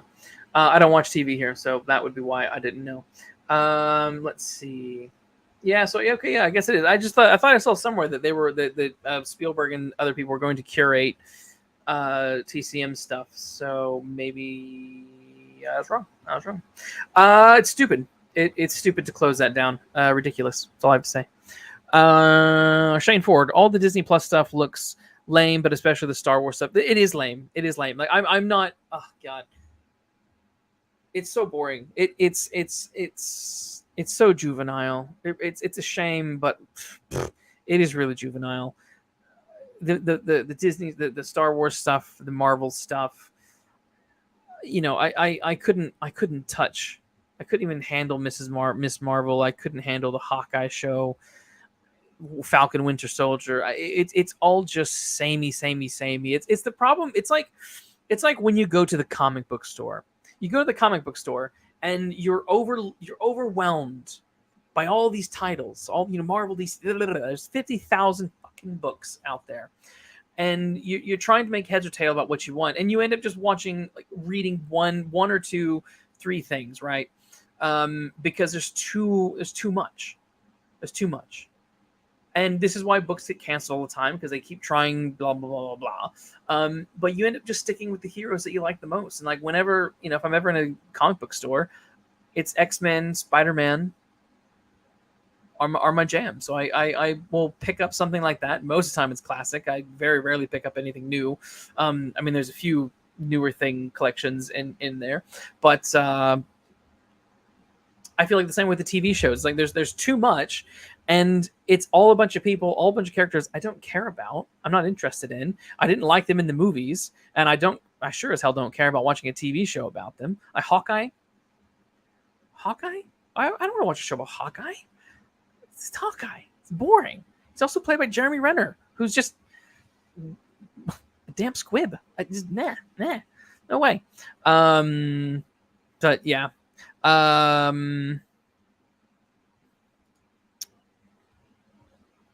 Yeah, it feels like early. That's straightforward. Yeah, no, it does. A lot of that stuff really does feel like that early 2000s Sci-Fi Channel. Yeah, I agree. Boy, oh boy. Is there a TV equivalent in the UK for TCM? Apparently, you can. When I just googled it, there is a UK channel. I don't know where you watch it or how you do it, but yeah, apparently there is a UK access to that. So I didn't know, but I don't watch live television or anything. It's yeah, I just don't care. It's too much to do. Shane Ford, do you think there's any potential for a new X-Men film or show to be good? No. I'm very cynical about this. I think no. I don't think. I quite like Deadpool 1 and 2, but the fact that Deadpool 3 is under the Disney umbrella and they're bringing back Hugh Jackman, just whatever, kind of fine. I like Hugh Jackman. I love Hugh Jackman as Wolverine. Logan was a wonderful swan song for him. I worry about bringing him back. What that means, I don't know. Also, the rumors that they're going to bring back Cyclops, Jean, and Storm in this Deadpool movie just sort of makes me feel a bit like like this was an idea that you really should have done, for Deadpool 2. That should have been the Wolverine and Deadpool and co should have been in there, because that was at a time when the Fox X-Men were still hot. It's coming off the back of Days of Future Past. There's still, people are remembering that particular X-Men crew, and I mean, I know they're still the main ones, and unfortunately the younger versions of the X-Men characters didn't really solidify their place in pop culture. I think the young Scott and Jean, played by the Game of Thrones actress, and the what's that silly movie with the virtual reality? Whatever. Ready Player One. That guy, they didn't really solidify themselves. So again, and then if you look at what's happening with these Marvel shows and movies, I mean, none of them are good. And if none of them are consistently good, what are the chances of an X-Men would be good? I'm very worried about the X-Men animated series continuation. Boy. I don't know.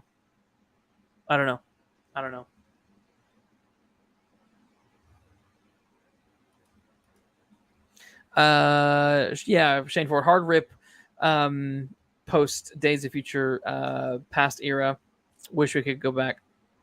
Days of Future Past was, I mean, that really was the perfect ending to the X-Men franchise. I love the tee up that we were going to get Apocalypse afterwards, but that film was so dumb. It was so dumb that I kind of am okay with it, but I still don't really count it. I'm like, nah. Days of Future Past is the end. That's the last. That's it. That's the end. Um, Apocalypse just served as a way of bringing Hugh Jackman back again, so that they can have a bloodier Alkali Lake, and just weirdly confirm that Wolverine still becomes Weapon X, despite Bryan Singer, who directed X-Men 1 and 2 and did Days of Future Past, had that weird fake out where Stryker was Mystique. I still understand why he did that. That didn't make any sense to me, but whatever. That was a weird one. But yeah, I really think if you were going to do Deadpool and the X-Men, the time to do that has passed. Do those other versions of the characters, do people care anymore? I care.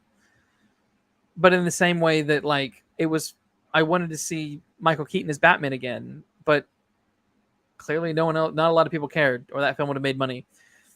Because, yeah, I don't know.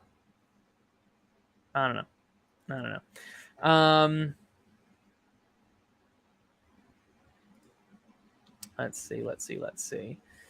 Yeah. Anyway, yeah, I don't know. So no, I'm not excited about X-Men.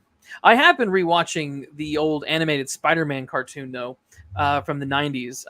That show goes hard. That show goes really hard sometimes. It's insane. Like when Peter is Black Suit Spider-Man and he's like gunning for Shocker, the level of hate that is coming across is insane. I obviously I don't watch cartoons, like modern cartoons, but I'm like, I don't think modern superhero cartoons are as brutal as the ones in the '90s. There's just some really intense stuff. It's been great though. And what I've also loved about it, and it's something I never noticed when I was a kid, but like seasons 2 and 3, I don't remember if season 1 did it, but seasons 2 and 3 and 4, they all have a theme. And season 3 was like Sins of the Father, and every episode had some sort of thematical tie-in with that. So if it's like the Daredevil episode, he's dealing with the sins of his father, which connects to the Kingpin, and the Kingpin is the product of the sins of his father. It's all very interesting stuff, and I never really quite noticed that when I was a kid. And rewatching it now, I was like, wow, that's fascinating that they did that. The other thing that's really interesting about the animated Spider-Man movie, or not movie, but TV show from the '90s, is I'm really quite impressed with its representation. There's a lot of Spider-Man is constantly being aided by by women and people of color, and it's something, as a kid I would have seen it, but watching it now as an adult, I'm more aware of it. I'm like, this is great.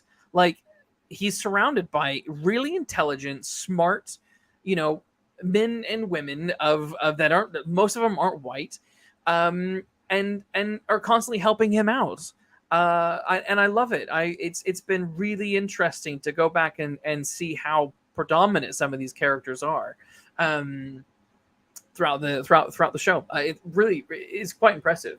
Yeah, Shane Ford mentions, don't really care about Logan and Deadpool teaming up. I would have rather seen him show up with the Avengers pre-Endgame. Who, Deadpool or Logan? I'm assuming you mean Deadpool.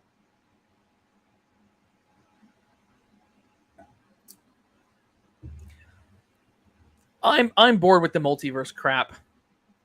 It's funny that the movies are only just getting into the multiverse, but it's been on TV for so long. I mean, as I said, I'm just watching the animated Spider-Man show, and there's multiverse stuff in that already.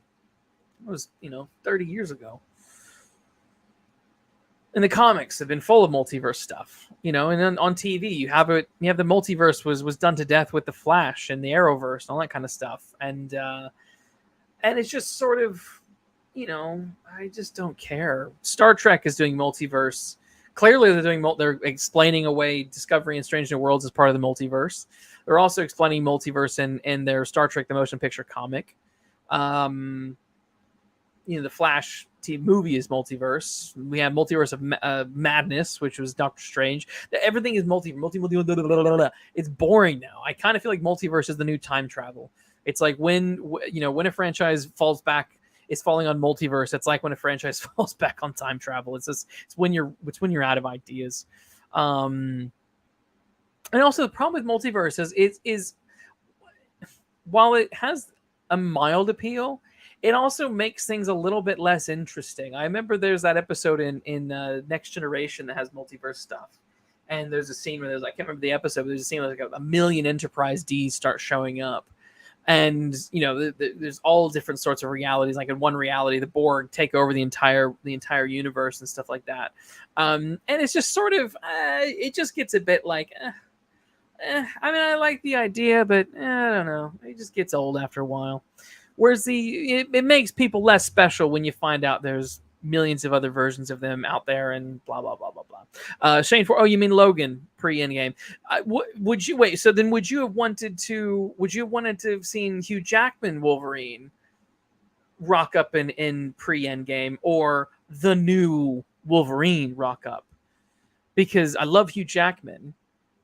I don't want to see Hugh Jackman in the MCU in the way I didn't really want to see Tobey Maguire. I'm like, no, leave these guys out of it. They're too good. They're too good for the MCU. They're too good. Just keep your hands off my Logan and Tobey Maguire.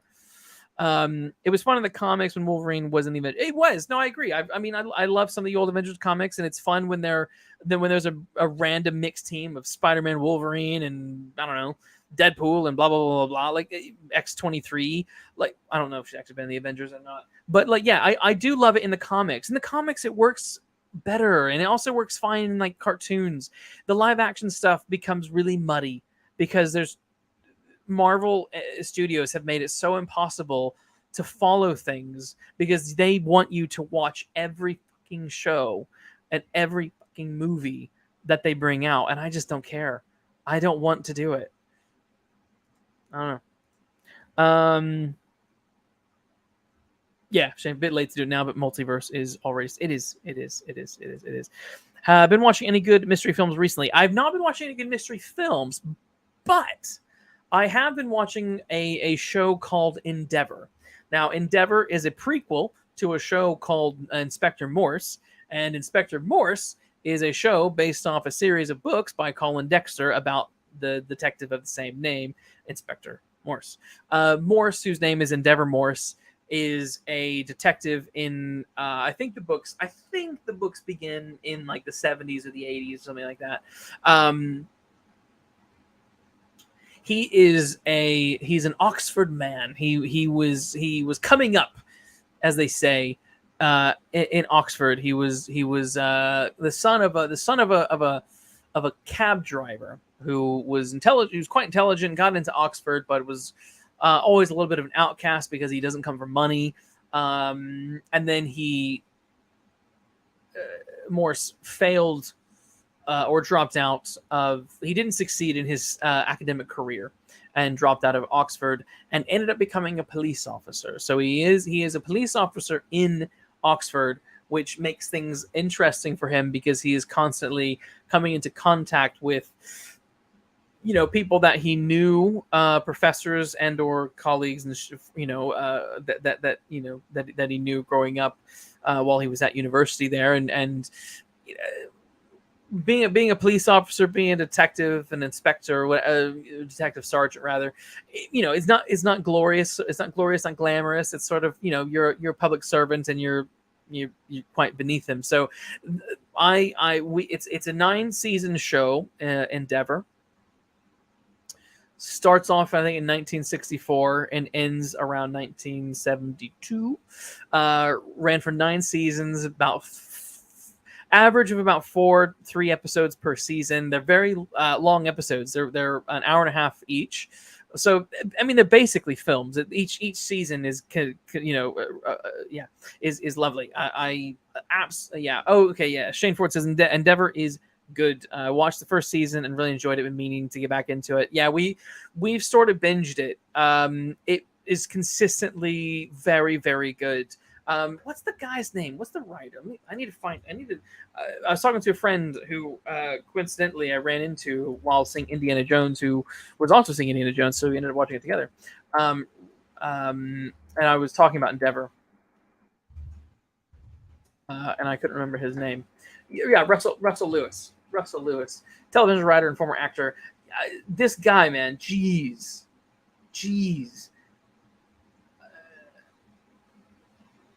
He has written so many. He wrote all the episodes for this show, and they're just incredible. It's like, where do you come up with these ideas? How do you, like a well of talent. Some of the episodes weren't perfect, but still, like the amount of creative talent that Russell Lewis has with to do what he did with Morse was just stinking phenomenal. So I loved that. We are going to go back and we are going to watch Endeavor, or not Endeavor. We are going to watch Morse, which I think will be quite fun. So very much looking forward to that. Other than that, no. We've had a kid recently, so watching things has been very tricky.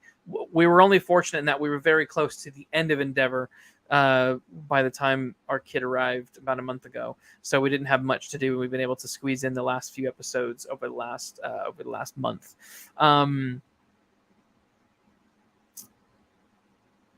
That's a good question. I was going to talk about Perry Mason, Shane, a few weeks ago. Yes and no. See, season 1 of Perry Mason is terrific. Loved it. It's Perry Mason begins. He basically is functioning as Philip Marlowe. He's a kind of a whiskey soaked snoop who is doing work for a law office, and over the course of the series, has to transition from a position of being a snoop to being the attorney, and becoming the Perry Mason that we all know and love from the books. And I loved the first series. I thought it was very well done, stunning production, very well cast, very well balanced. Loved every minute of it. Season 2 is crap. I am not surprised that season 2 is canceled at all. It's had very little marketing. B, it did that thing that some TV shows and films do, where your protagonist, Perry Mason, your protagonist is constantly being undercut and undermined by the number 2, and his number 2 is his number 2 in the show is a lady named Della, who used to be the secretary, but in the transition in the law office was like, I want to be, I want to practice to be a lawyer as well, blah, blah, blah, blah. So that's kind of where the show goes. But what was really bizarre is, like, in this movie, she's constantly holding his hand. He can't do anything. She's constantly stepping in to fix his mistakes and all that kind of stuff. And Perry Mason has, as a protagonist, has very, very little agency. Also, there's a really strange story with Della. So Della, she's a lesbian, and that adds some really interesting drama and commentary for the first season, and that was handled really well, and I was really interested in what they were doing with that character. In the second season, for some reason, she just goes off and has an affair, and there's no repercussions about it. Sorry, I'm spoiling the whole series too for you, but I don't care because it's so terrible. Yeah, no, she goes off and has an affair with someone, and there's no sort of, like, she doesn't feel guilty. There's no sort of remorse. There's no sort of anything. And eventually, like, her partner sort of finds out, and it's just like, Della's just like, yeah, it is what it is. Bye. And I'm like, you're a jackass, dude. Like, you're a jerk. Like, you were very mean to this poor girl that you were dating and going behind her back. I don't understand it. So yeah, season 2 was very, very, very uneven. Didn't have the best storyline. Ended on a bit of a cliffhanger. with Perry Mason getting about as low as you can get, and that is, spoiler alert, locked up in prison because he hid evidence. Blah blah blah blah blah. And of course, Della gets the law firm at the end. Whatever. I don't know. Season 2 was dumb. I'm not surprised it's canceled. It's a shame. Again, terrific cast, wonderful production, but just season 1 is one and done. Season 1 is a complete story from start to finish. Well worth watching season 1 because it's satisfactory in and of itself. So go watch that. Shame. Free my boy. Yeah, well, exactly. At the end, I was like, "Wait, what are you doing? Why you don't put him in jail? Like he needs to get out of that. Come on, sing with me, guys. The boom, boom, boom. Yeah. So I don't know. Yeah, that was something. That was something. Yeah, I don't know. Any other questions or comments? I've been going for 2 hours. 2 hours. It's a long time. I know the first hour is all Indiana Jones stuff. And then 30-ish, 40 minutes of Star Trek Strange New Worlds. And I wish I liked Strange New Worlds. I wish I liked Discovery. There's a lot of people that do. Bad writing. I just have no excuse for it. Interesting, Shane. What did I think of the last season of Barry? I thought it was a big letdown. Barry season 4, I was weird. It was weird, and I only just it worked enough for me. Enough. I was super invested in the first 3-4 episodes. And then episode 5, where they do the time jump, which I wasn't expecting. I didn't know about. I didn't read up on anything about Barry. Then they did this time jump, and I was really jarred by it. Especially since there were all these moments throughout Barry in which he has these fantasies about a future that never comes to be. Yeah. And then in this, we suddenly spend this whole episode in this weird, what I think is a fantasy, but then he turns out to be the new reality. And I'm like, whoa. So it was a bold move to do a time jump in the middle of a season, and also the final season, because then you had 4 more episodes in which you have to wrap everything up, but also explain the time jump and where people are in the future. And I think it just accomplished it. I'm being a bit harsh because I did a podcast on this and I was quite praising it because I do like it. I think it handled it. What they were trying to do was dodgy, but they handled it well enough for me to buy into it. You know what? Maybe, Shane, as you say, it felt like they had 2 seasons planned but shoved them together. That's possible. I could easily have seen. That was my I think you've kind of hit the nail on the head. I could have easily have seen 1 season leading up to this, and then the final season being an 8-year time jump, and then having a whole season of understanding these characters in the future. And Barry was a weird show that didn't get a lot of attention right up until the end, and then suddenly it was all over the place, and people were loving it. And HBO were like, "Oh shit, people like this show. Okay, cool." So I don't know if it's one of those things where if it was it that HBO didn't want to put any more money into it because it wasn't a mega hit, or as you say, did Bill Hader want to move on? I don't know. I have no idea. It's all speculation. But if it was the HBO was coming to an end and they wanted it to end, and they wanted to get as much out of it as they could, I think they did a good enough job. And I did quite like the idea at the end where Barry, he kind of gets his dream in that, he becomes a star, and that Mr. Cusack, or Cusino, becomes the fall guy for this whole thing, which kind of ties into the earlier seasons in which the actors are always accused of these outrageous these outrageous crimes because the LAPD are just so inept. So I like that. Yeah, thematically it had a nice sort of full circle element to it. Um, but I understand if people are a little bit frustrated with some aspects of it. We could have had a lot more from his son, um, and that sort of life. But there we are. But on a whole, I do think Barry is one of the best written shows that we've had in a very long time. There's so much crap out there that I will.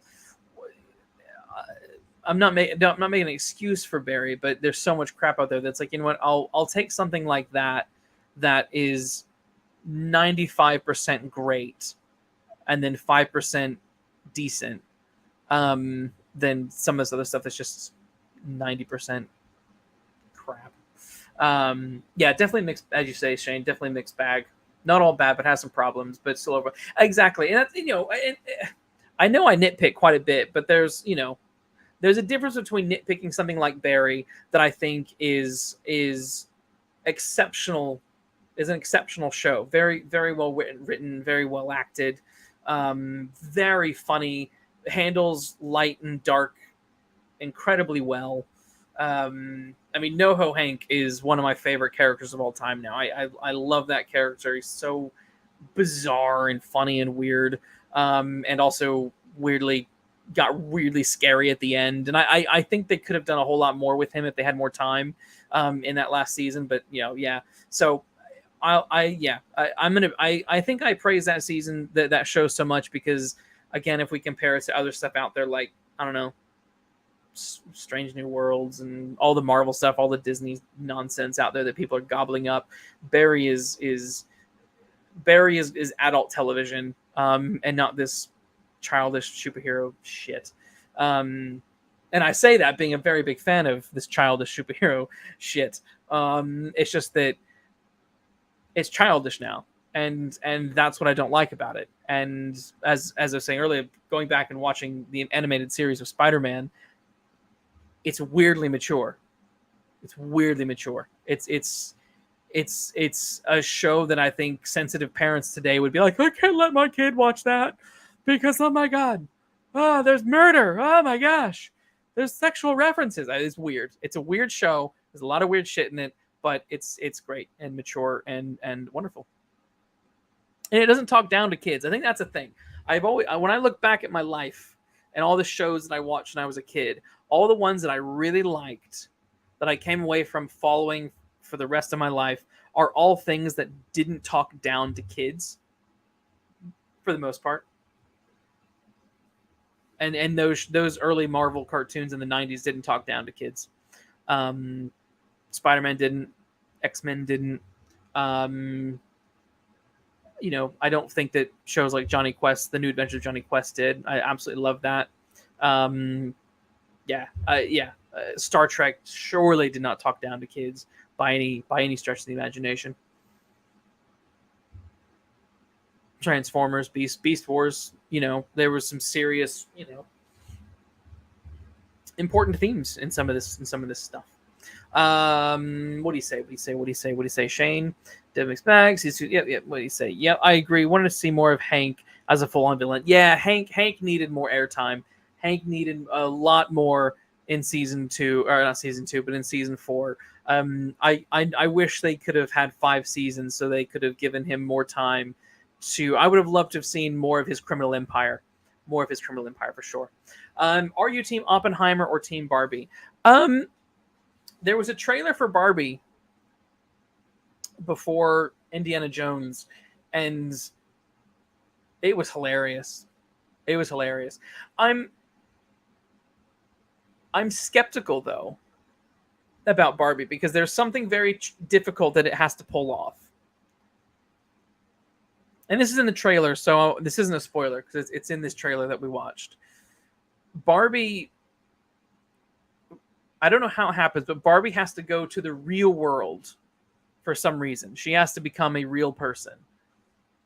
So there's some sort of Disney-like fairy magical godmother element in which Barbie and Ken travel to the real world on some sort of quest for, I don't know, to learn something or change something. Da, da, da, da, da, da, da.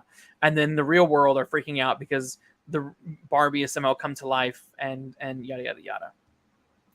And it's a premise that I'm like, shit. I didn't know that until recently. Frank, I Want My TV Now, mentioned something on Twitter about, a spoiler in the trailer. And I was like, "What are you talking about?" And he told me. And then I've seen the trailer, so now I've seen it. And he was skeptical about it. Now I'm having seen it, I'm also skeptical. But it'll be interesting to see. It'll be interesting how they handle it. But in terms of Team Oppenheimer or Barbie, I'm probably more Team Barbie, honestly. Oppenheimer, it's such a dark story, isn't it? It's very grim. Like, who do people really want to sit for 2 hours or more about the creation of this awful, awful weapon that terrifies people to this day?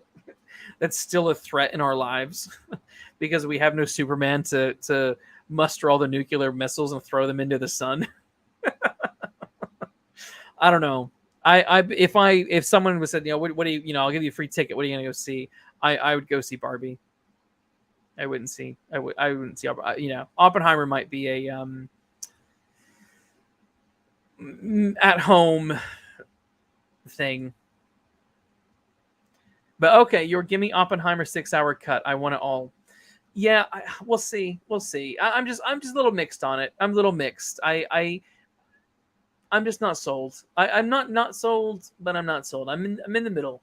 I want to watch it at home. I want to watch it in the comfort of my own home. I probably won't go to the cinema to see it. Whereas Barbie looks like a fun time. Do you want to see Barbie as well, or are you firmly Team Oppenheimer?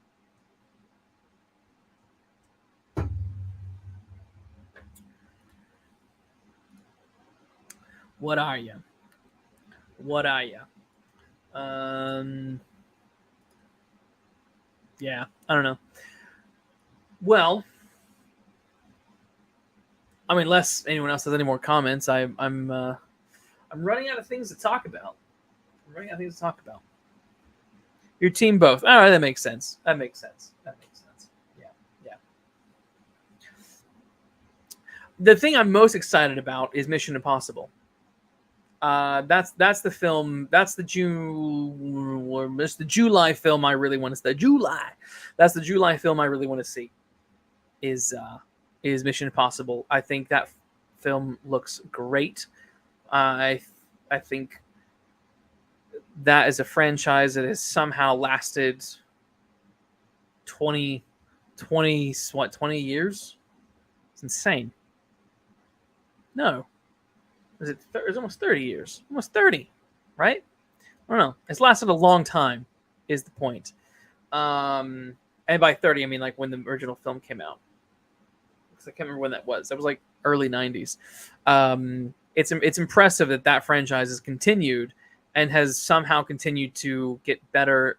And well, it was good when it came out. Then it got weird in 2000. Then it had a shaky reboot in 2006, and then everything onwards has just been a steady incline, just constantly great. Tom Cruise just getting crazier and crazier with his stunts. So, yeah.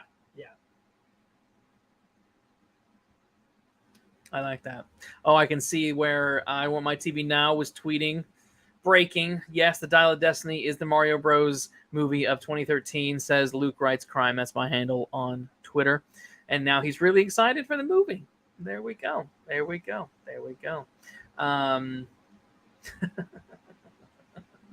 Yeah, he was worried that I was not going to like Dial of Destiny whatsoever and was going to trash it, but hey, I liked it. It is what it is.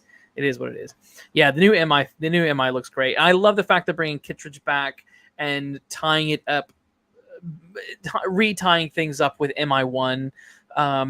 Just feels fitting because they reintroduced the daughter of Max in the last film, which I loved that. That was great, and I think having her back and seeing what they do with that is going to be fun.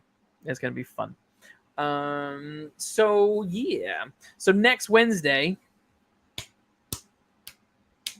Oh, thoughts on Dune Part 2? I don't care.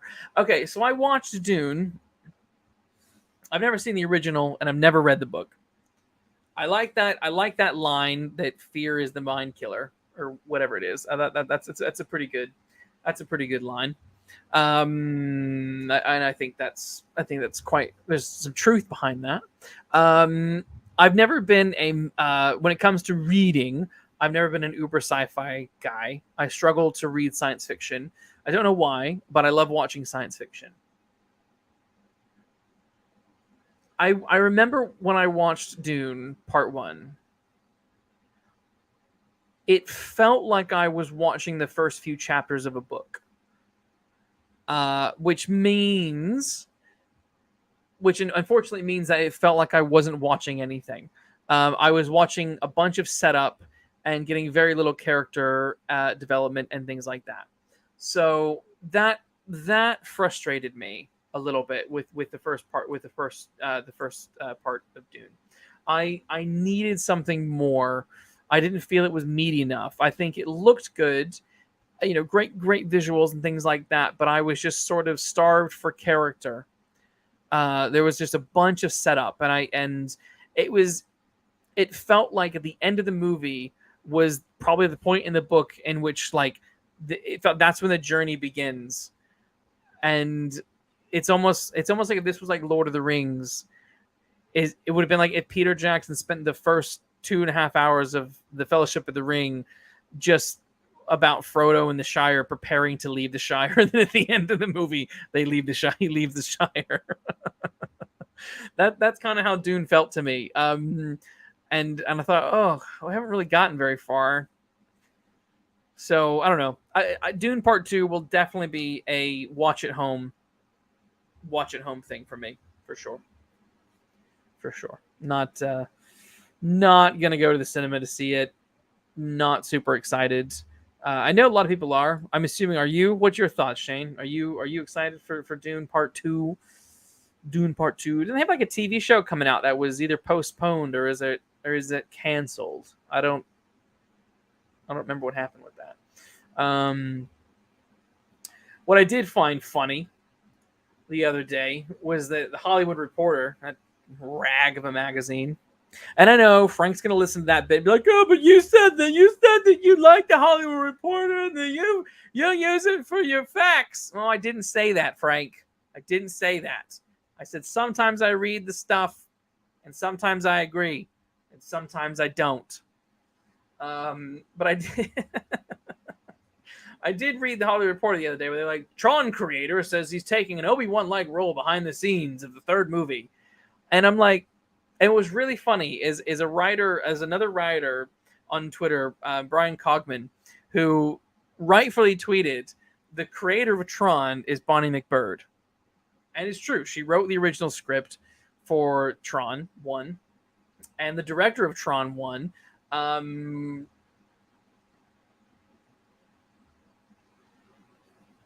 is an a-hole.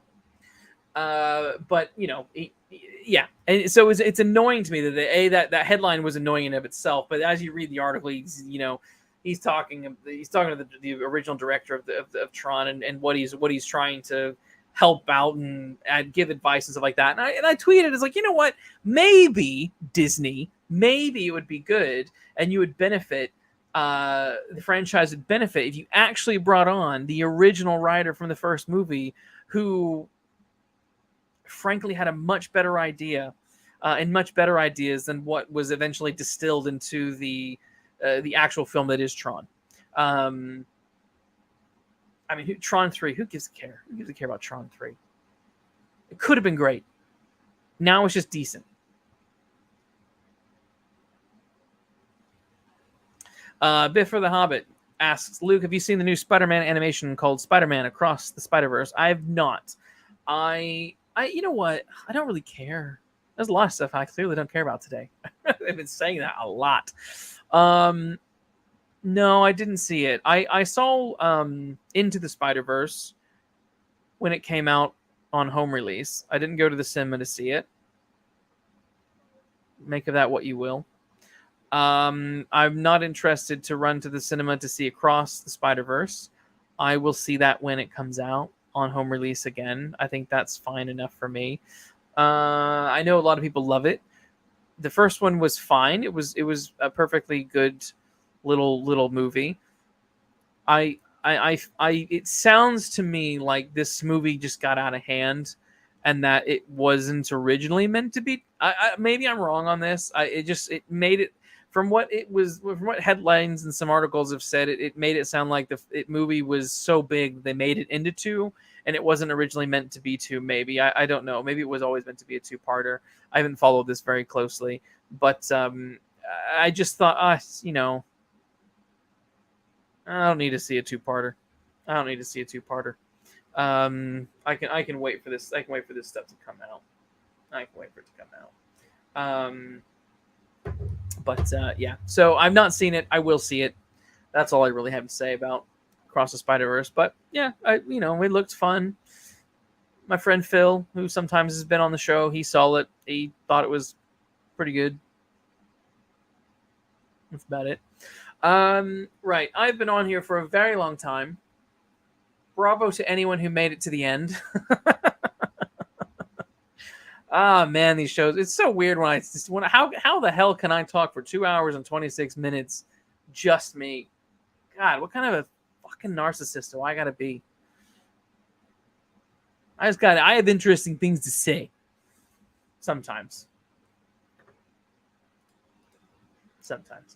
Bifford, thanks for tuning in. Shane, thanks for tuning in. Other people who tuned in, I can't remember everyone. There was a Frank B. I'm on my TV now. Captain Iron Dog. You've all been here. Other people have been here. It's been fun. I'll be back Wednesday with Heather Fit. We're going to talk about Scream. I've never seen Scream, as I mentioned at the beginning of the episode, so that will be fun to do a retrospective on Scream, and also something I've seen for the first time. So yeah, that'll be fun. So yeah, hey guys, go see Indiana Jones 5. It's really not that bad. It's better than 4. I think my new ranking would probably knock off. My new ranking would probably Raiders, Crusade, Dial of Destiny, Doom, and Crystal Skull. I Temple of Doom I really just don't think is a very. I know there's a lot of Temple of Doom apologists out there right now, but I am not one of them. It is a very dumb movie. So I think this. So I think I might knock that down. But anyway, folks, enjoy your evening. Enjoy your weekend. The weekend's coming up, I guess. And I'll be back with you Wednesday night. So tune in if you haven't already. God damn it, Biffer. Oh God. Temple of Doom is your favorite. Of course it's your favorite. It was I Want My TV Now's favorite and a couple other people's favorite, and I don't understand why. I'll give you 1 minute to type and tell me why it's your favorite, because I'm curious now. I'll stay around for a few more minutes, actually, to find out why you love it. But I just... It's not that it's terrible. It's short run. No. James, dude, buddy, really good point. You just reminded me. I didn't mention this earlier when I was talking about Indiana Jones. The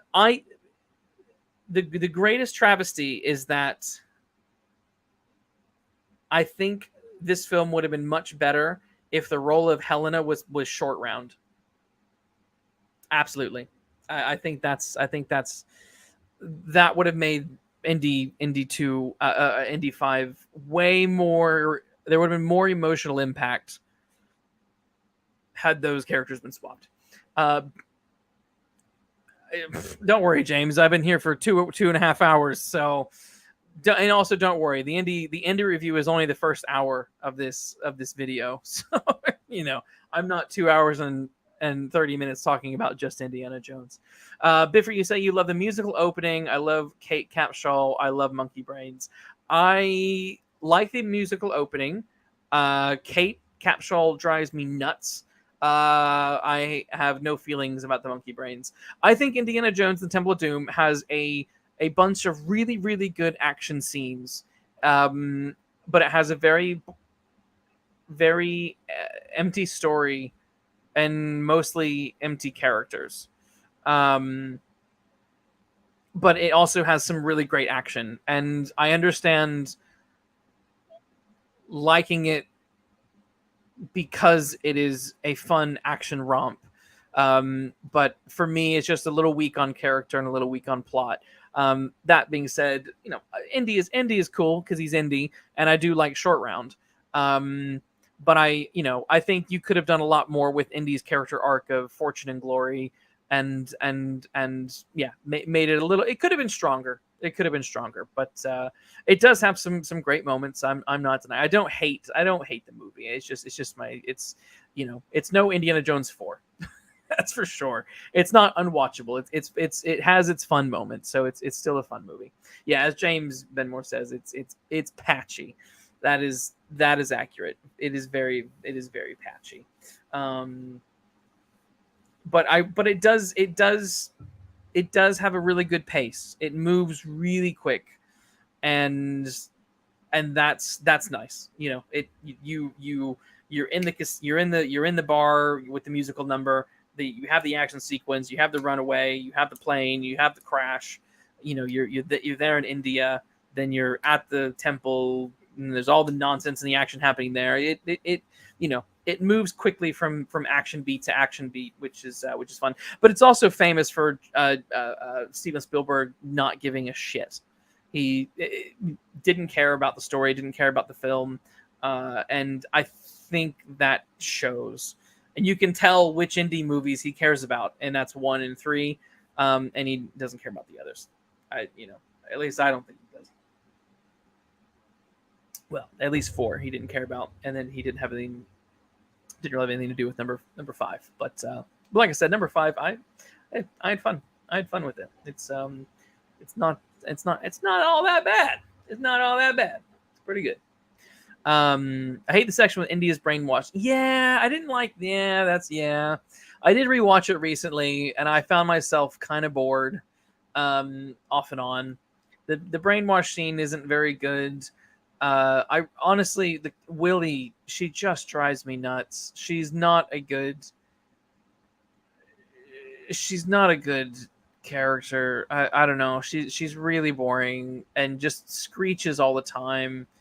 And it made me realize like how cool Marion was and is, and even how interesting the seductive the seductive Nazi lady from number 3 is. Like it's there's the love interests on either side of Temple of Doom are just way more compelling for various reasons. And I also like Marion even in Skull, Crystal Skull. The movie's bad, but Marion is a great character, and Karen Allen is wonderful. Elsa, that's it, in Indiana Crusade. Yeah, Elsa, she's amazing. And both Dr. Joneses found out how amazing she was. That's a joke I didn't get as a kid. And then I got older and I was like, wait a minute. They both slept with her. Dear God. The idea, I mean, come on. The idea that Indiana Jones and Dr. Jones and Dr. Jones Sr. both sleeps. They both sleep with a Nazi. Like it's a really weird dark joke. I don't know. Made me laugh. She talks in her sleep. Yeah, she talks in her sleep. Yeah. Oh, that's a good line. James, while you're here, the comments that some were saying on Twitter about Temple of Doom having the stuff that makes Indiana Jones iconic. Do you agree or disagree with that? because my opinion of that is I disagree. I don't think Temple of Doom has all the iconic Indiana Jones stuff. I think Raiders and Crusade has the most iconic bits of them all. I mean, there are some, the bridge scene is very iconic from Temple of Doom. Absolutely. The the dinner scene is a very well known scene. Um, but outside of that, the every person, that's probably all they really can think of when they think of Indiana Jones Temple of Doom. But I don't know. I feel like Raiders, they have there's obviously the beginning scene. There's the walking through the the cave and all that kind of stuff towards the golden statue and the people dying along the way. Then there's the running away from the ball. Then there's the running away from the natives and getting away. There's the bar scene in Raiders is wonderful and so horrific. When the bar's set on fire and Indy has to try and save Mary and all that kind of stuff like that. That's wonderful stuff. The boat scene. Yeah, I agree. Every shot in Raiders is iconic. Like Raiders is wonderful. Raiders gave us so many great indie moments. And I think Crusade does as well. I mean, the penitent man shall pass. The penitent man. There's so much in Indy 3 that I think is iconic.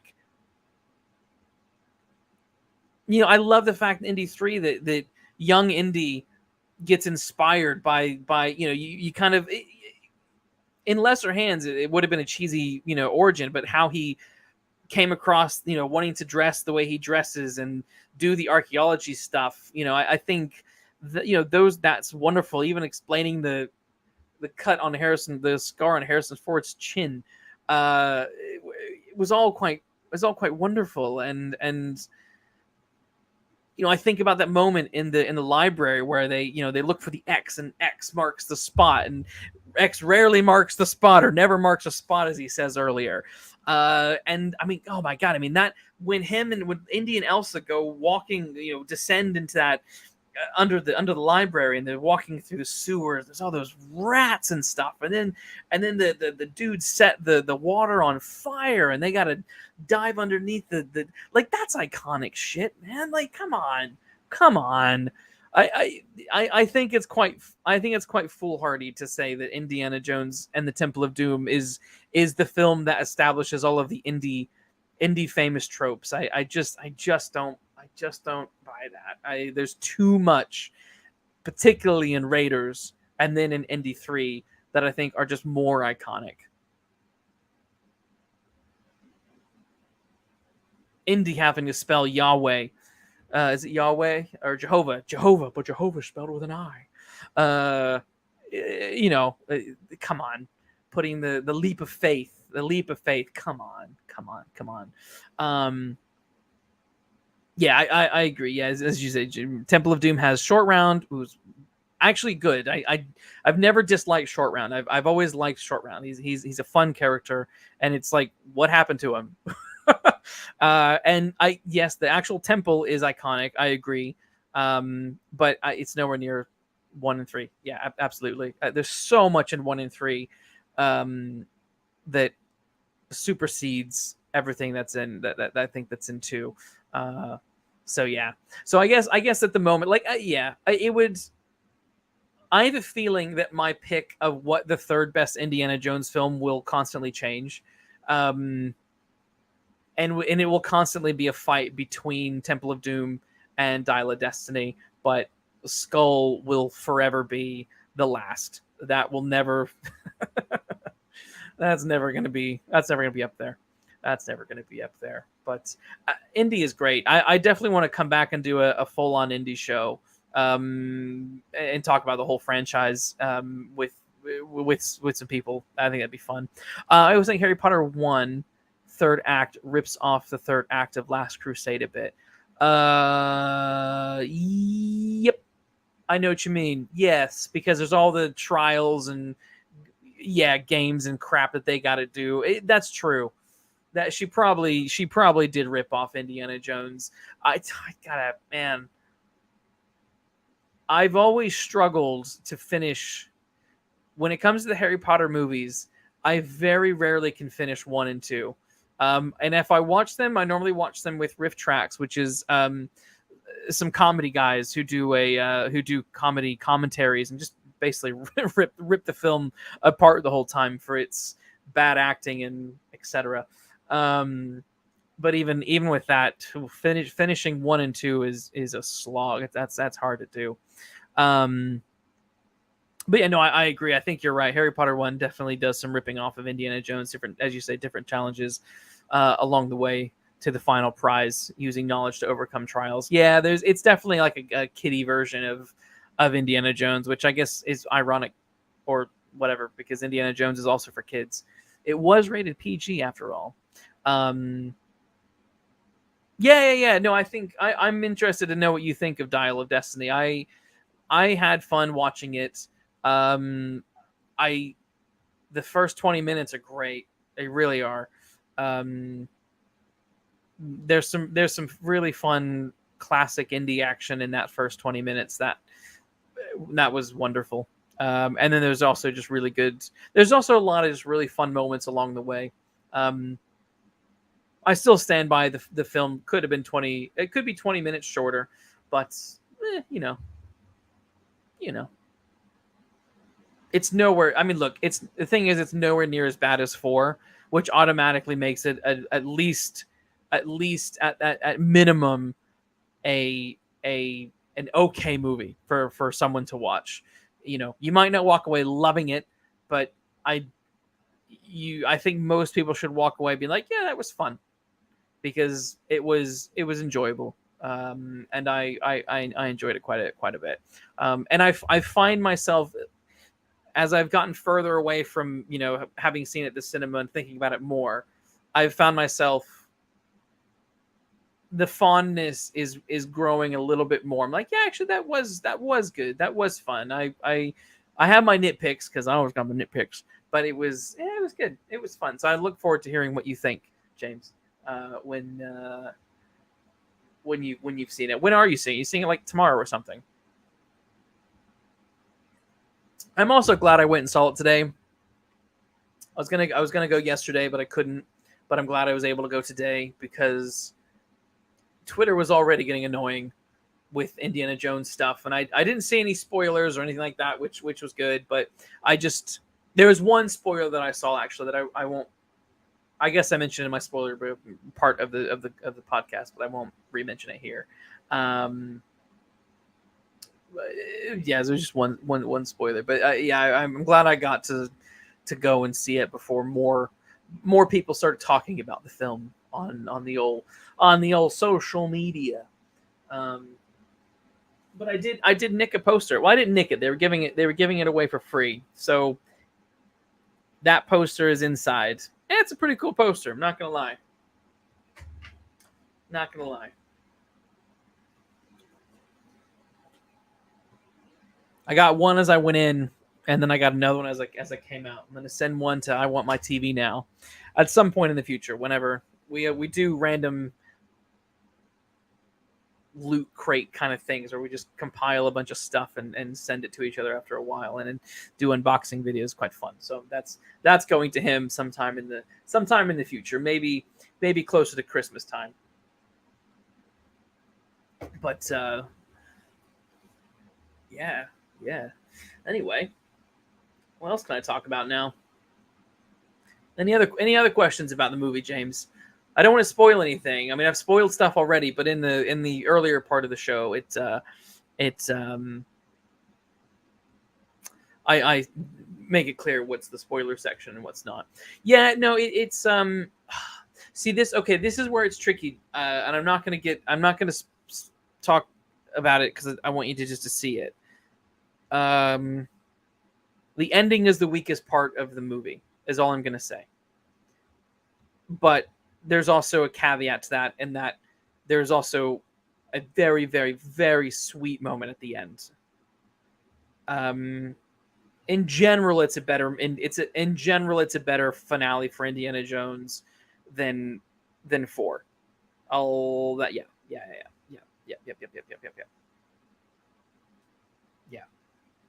Yeah, I don't want to say any more. I don't want to spoil it. I don't want to spoil too much. If you want to listen to the earlier stuff, yeah, by all means, do that. But I want to try and keep, yeah. It's way more coherent. It feels more like an Indiana Jones movie. Whereas I said that Indy 4 felt like some stoners trying to write a Indiana Jones pastiche about Indiana Jones meets aliens. Um, and it just and they just threw Russians in there because he needs a government villain, and Russians in the 50s or blah blah blah. Oh God, communism, blah blah blah blah blah. Yeah, it's very very bad. I did not. It wasn't intentional, actually. It just happened one day. Me and Claire sat down. Let's put on Indy 4 for a laugh. And we watched it with the riff tracks guys, the guys who do the funny commentary, which is the only way. Again, the only way that I really watched that movie.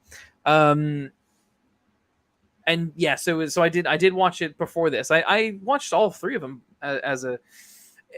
I didn't plan it, but it just sort of happened that I ended up watching all three of them leading up to seeing them. But yeah, four was, it was tough. I mean, the motorcycle mutt, not mud, mutt, and the motorcycle nonsense driving through the campus, all the jokes with Marcus Brody's pictures and statues in the background were stupid. Driving to the library and one of the students being like, "Oh, Dr. Jones, I have a question about the." It's just like, it was so dumb. It just, I don't know. Indy 4 cheapened Indiana Jones, quite badly, and in my so this I do think that this film takes great effort to try to increase, I don't know, gain some sort of quality back, that had been missing because of how bad Indy 4 was. Yeah, Shia LaBeouf is a low point. He is. Yeah, he is. Oh, God. Paper says, I'm shocked they couldn't add short round cameo to Indy 4. I am shocked that they didn't do that either. Now, I didn't stay through the credits. I don't know if there's a post-credit scene. I don't care if there's a post-credit scene, but I am genuinely shocked that they didn't do something to mention short round.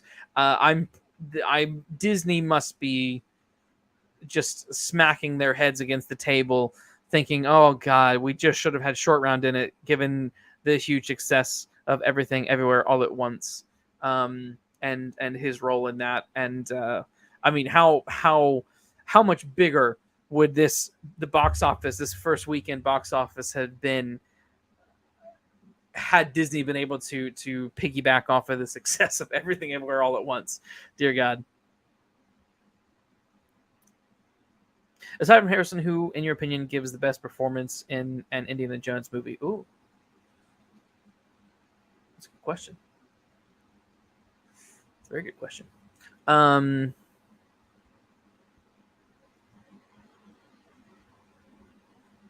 me think about that. So Indiana Jones 1.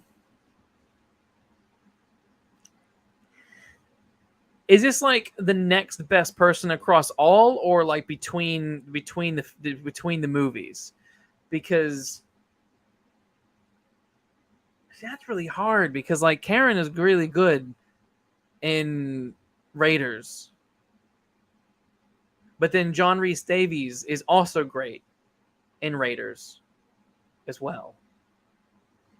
And Connery is great in the third movie, Crusade. But then the guy who plays Marcus Brody also has some pretty damn good moments. I would, yeah, shit, across the whole board. Damn, that's hard. It'd have to be a toss up between Connery and Karen Allen, for sure, because everyone else is good. Yeah. Damn. That's hard. That's hard. I think I don't know. I can't answer that fully. I'd have to go away and think about that, because that's really difficult. Because there's one and three have such great characters and such great performances along the way. Number two, there's not a lot. There's not a lot in there that in terms of great performances. The best thing at two is it would be Short Round. But one and three have such great moments with great characters. I can't. But Connery as Henry Jones Sr. He would be up there, but it's probably a fight between him and Allen, between him and Karen Allen. And I think John Rhys Davies. No, it'd probably be one of the villains. It'd probably be one of the villains who comes next. I just don't know which one. I don't know which one. It's tough. It's tough. It's tough business. It's tough business. But I think, there's so much to love about those old indie movies. I never regret going back and rewatching them ever.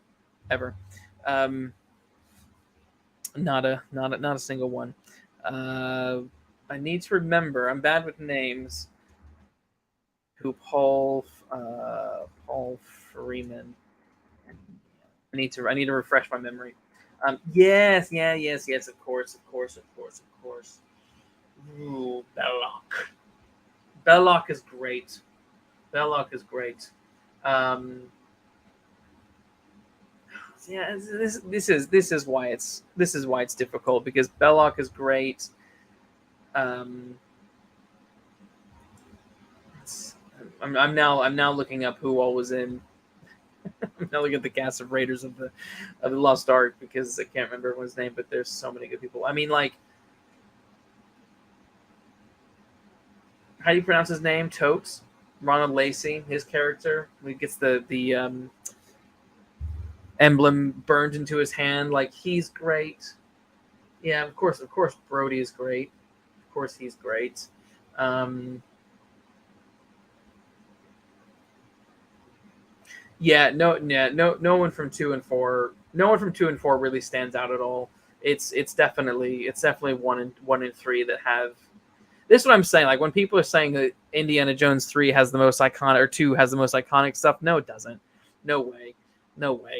Like, one of the best gags in all of Indiana Jones, I think, is when Indy's like talking to the Nazis in 3, and he's like, "You'll never find Marcus Brody. He's a chameleon. He's probably blah blah blah blah blah." And then the smash cut is poor Brody struggling to communicate with people as he's walking down a busy street in wherever, I can't remember where he is, but yeah, that's just genius. It was great. There's nothing even on par with like that in number 2. It just isn't. Sorry, gang. I'm sorry. Can anyone speak? He was great. It always annoyed me also in the 4th Indiana Jones movie that they killed off Sean Connery. Like, he was so alive. Sean Connery was so alive at that time that it made no sense. Like, why would you kill off Henry Jr. or Henry Sr.? I don't get it. I just, not that he needed to be in the film, but like, it wasn't that much time had passed, guys. Like, I don't know. Whatever. That was weird. That was weird. Especially since I don't think Sean Connery was actually that old compared to Harrison Ford when they did that movie, if I remember right. But yeah.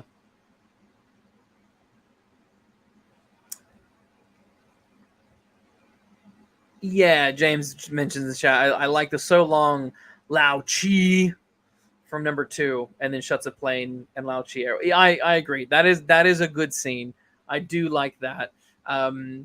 The opening of Indy, of Indy 2 is the best part of the movie, I think. In terms of like the action and the payoff and all that kind of stuff. Like, that was great. And then once the plane goes down, I feel like that's when the rest of the film becomes very muddy and uneven. Yeah. And a little bit problematic. with some with the way it does stuff. But yeah, there we are. There we are. There we are. Yeah. The rope. I do agree. The rope scene is the next big moment. And the thing is, like, I know people probably like the mine scene, like them going through the mine in the cart. I don't hate it, but it goes on way too long. It's honestly, I'm like, why does this have to go this? I don't need it. I got bored. That was the thing I was finding when I was watching 2 the other day, and this is where I'm like I'm putting Dial of Destiny in front of 2 because I didn't ever feel bored watching Dial of Destiny, whereas the other day, like 3 days ago, when I watched the Temple of Doom, I got bored. Legitimately bored. I was like, would start looking at my phone, and I'd look on my phone because the action scene started, and then like 10 minutes later I'd look up and like it's still the same action scene. Like I didn't miss anything. I didn't miss a beat. And it's just, it's yeah. Claire said the same thing, James. She was like, so is this an ad for the ride? And I don't was there an Indiana Jones roller coaster ride? I wouldn't be surprised. Indiana Jones roller coaster. Yeah, there was a roller coaster ride, so of course there is. Yeah, Temple of Peril. Yeah, yeah, okay, yeah. That makes sense. I mean, I guess this is the Temple of Peril, but yeah. I'm sorry, Biffer. Bored watching Temple of Doom. I know. I'm sorry. I really was. I really got bored. I really did. Now, I have seen on the internet where you can get a replica of the stone, and I have been tempted because obviously I have the Cup of Christ, and I'm like, the stone would look really good right there. But there, I've got my Blade Runner 2049 horse. So I don't know. Maybe one of these days I'll get the stone. Who knows? Who knows? But yeah, we'll see. We'll see. Uh, I think I'm gonna wrap up. I think I'm gonna wrap up. I've been rapping for 3 hours. Dear God, 3 hours. I can talk a lot. I can talk a lot. But mostly an Indiana Jones episode with some Star Trek and some other junk. But yeah. Anyway, as I said 30 minutes ago, thanks for tuning in. But yeah, I'll be back Wednesday. Like I said, talking Scream. I've never seen it, so I need to watch it this weekend. And giving my I do belong in a museum. I do belong in a museum. There's several moments where they mention that line in the movie. But they handle the Easter eggs like that pretty well generally. Yeah, I've never seen Scream, not for any reason other than I'm not a big horror guy. So I've just it's just a franchise that just I never really touched that much of. I mean, I've always been aware of things like Friday the 13th and Nightmare on Elm Street. And I've only watched a handful of those. I've not watched every movie in those franchises either. Some of them I've only watched recently in the last couple of years. So yeah, I'm looking forward to watching Scream and chatting about it with Heather on Wednesday. So that'll be the next thing. But yeah, it's late and I'm tired and I've had fun. But yeah, thanks for tuning in, everyone. Remember, like, subscribe, blah blah blah blah blah, and I will see you all next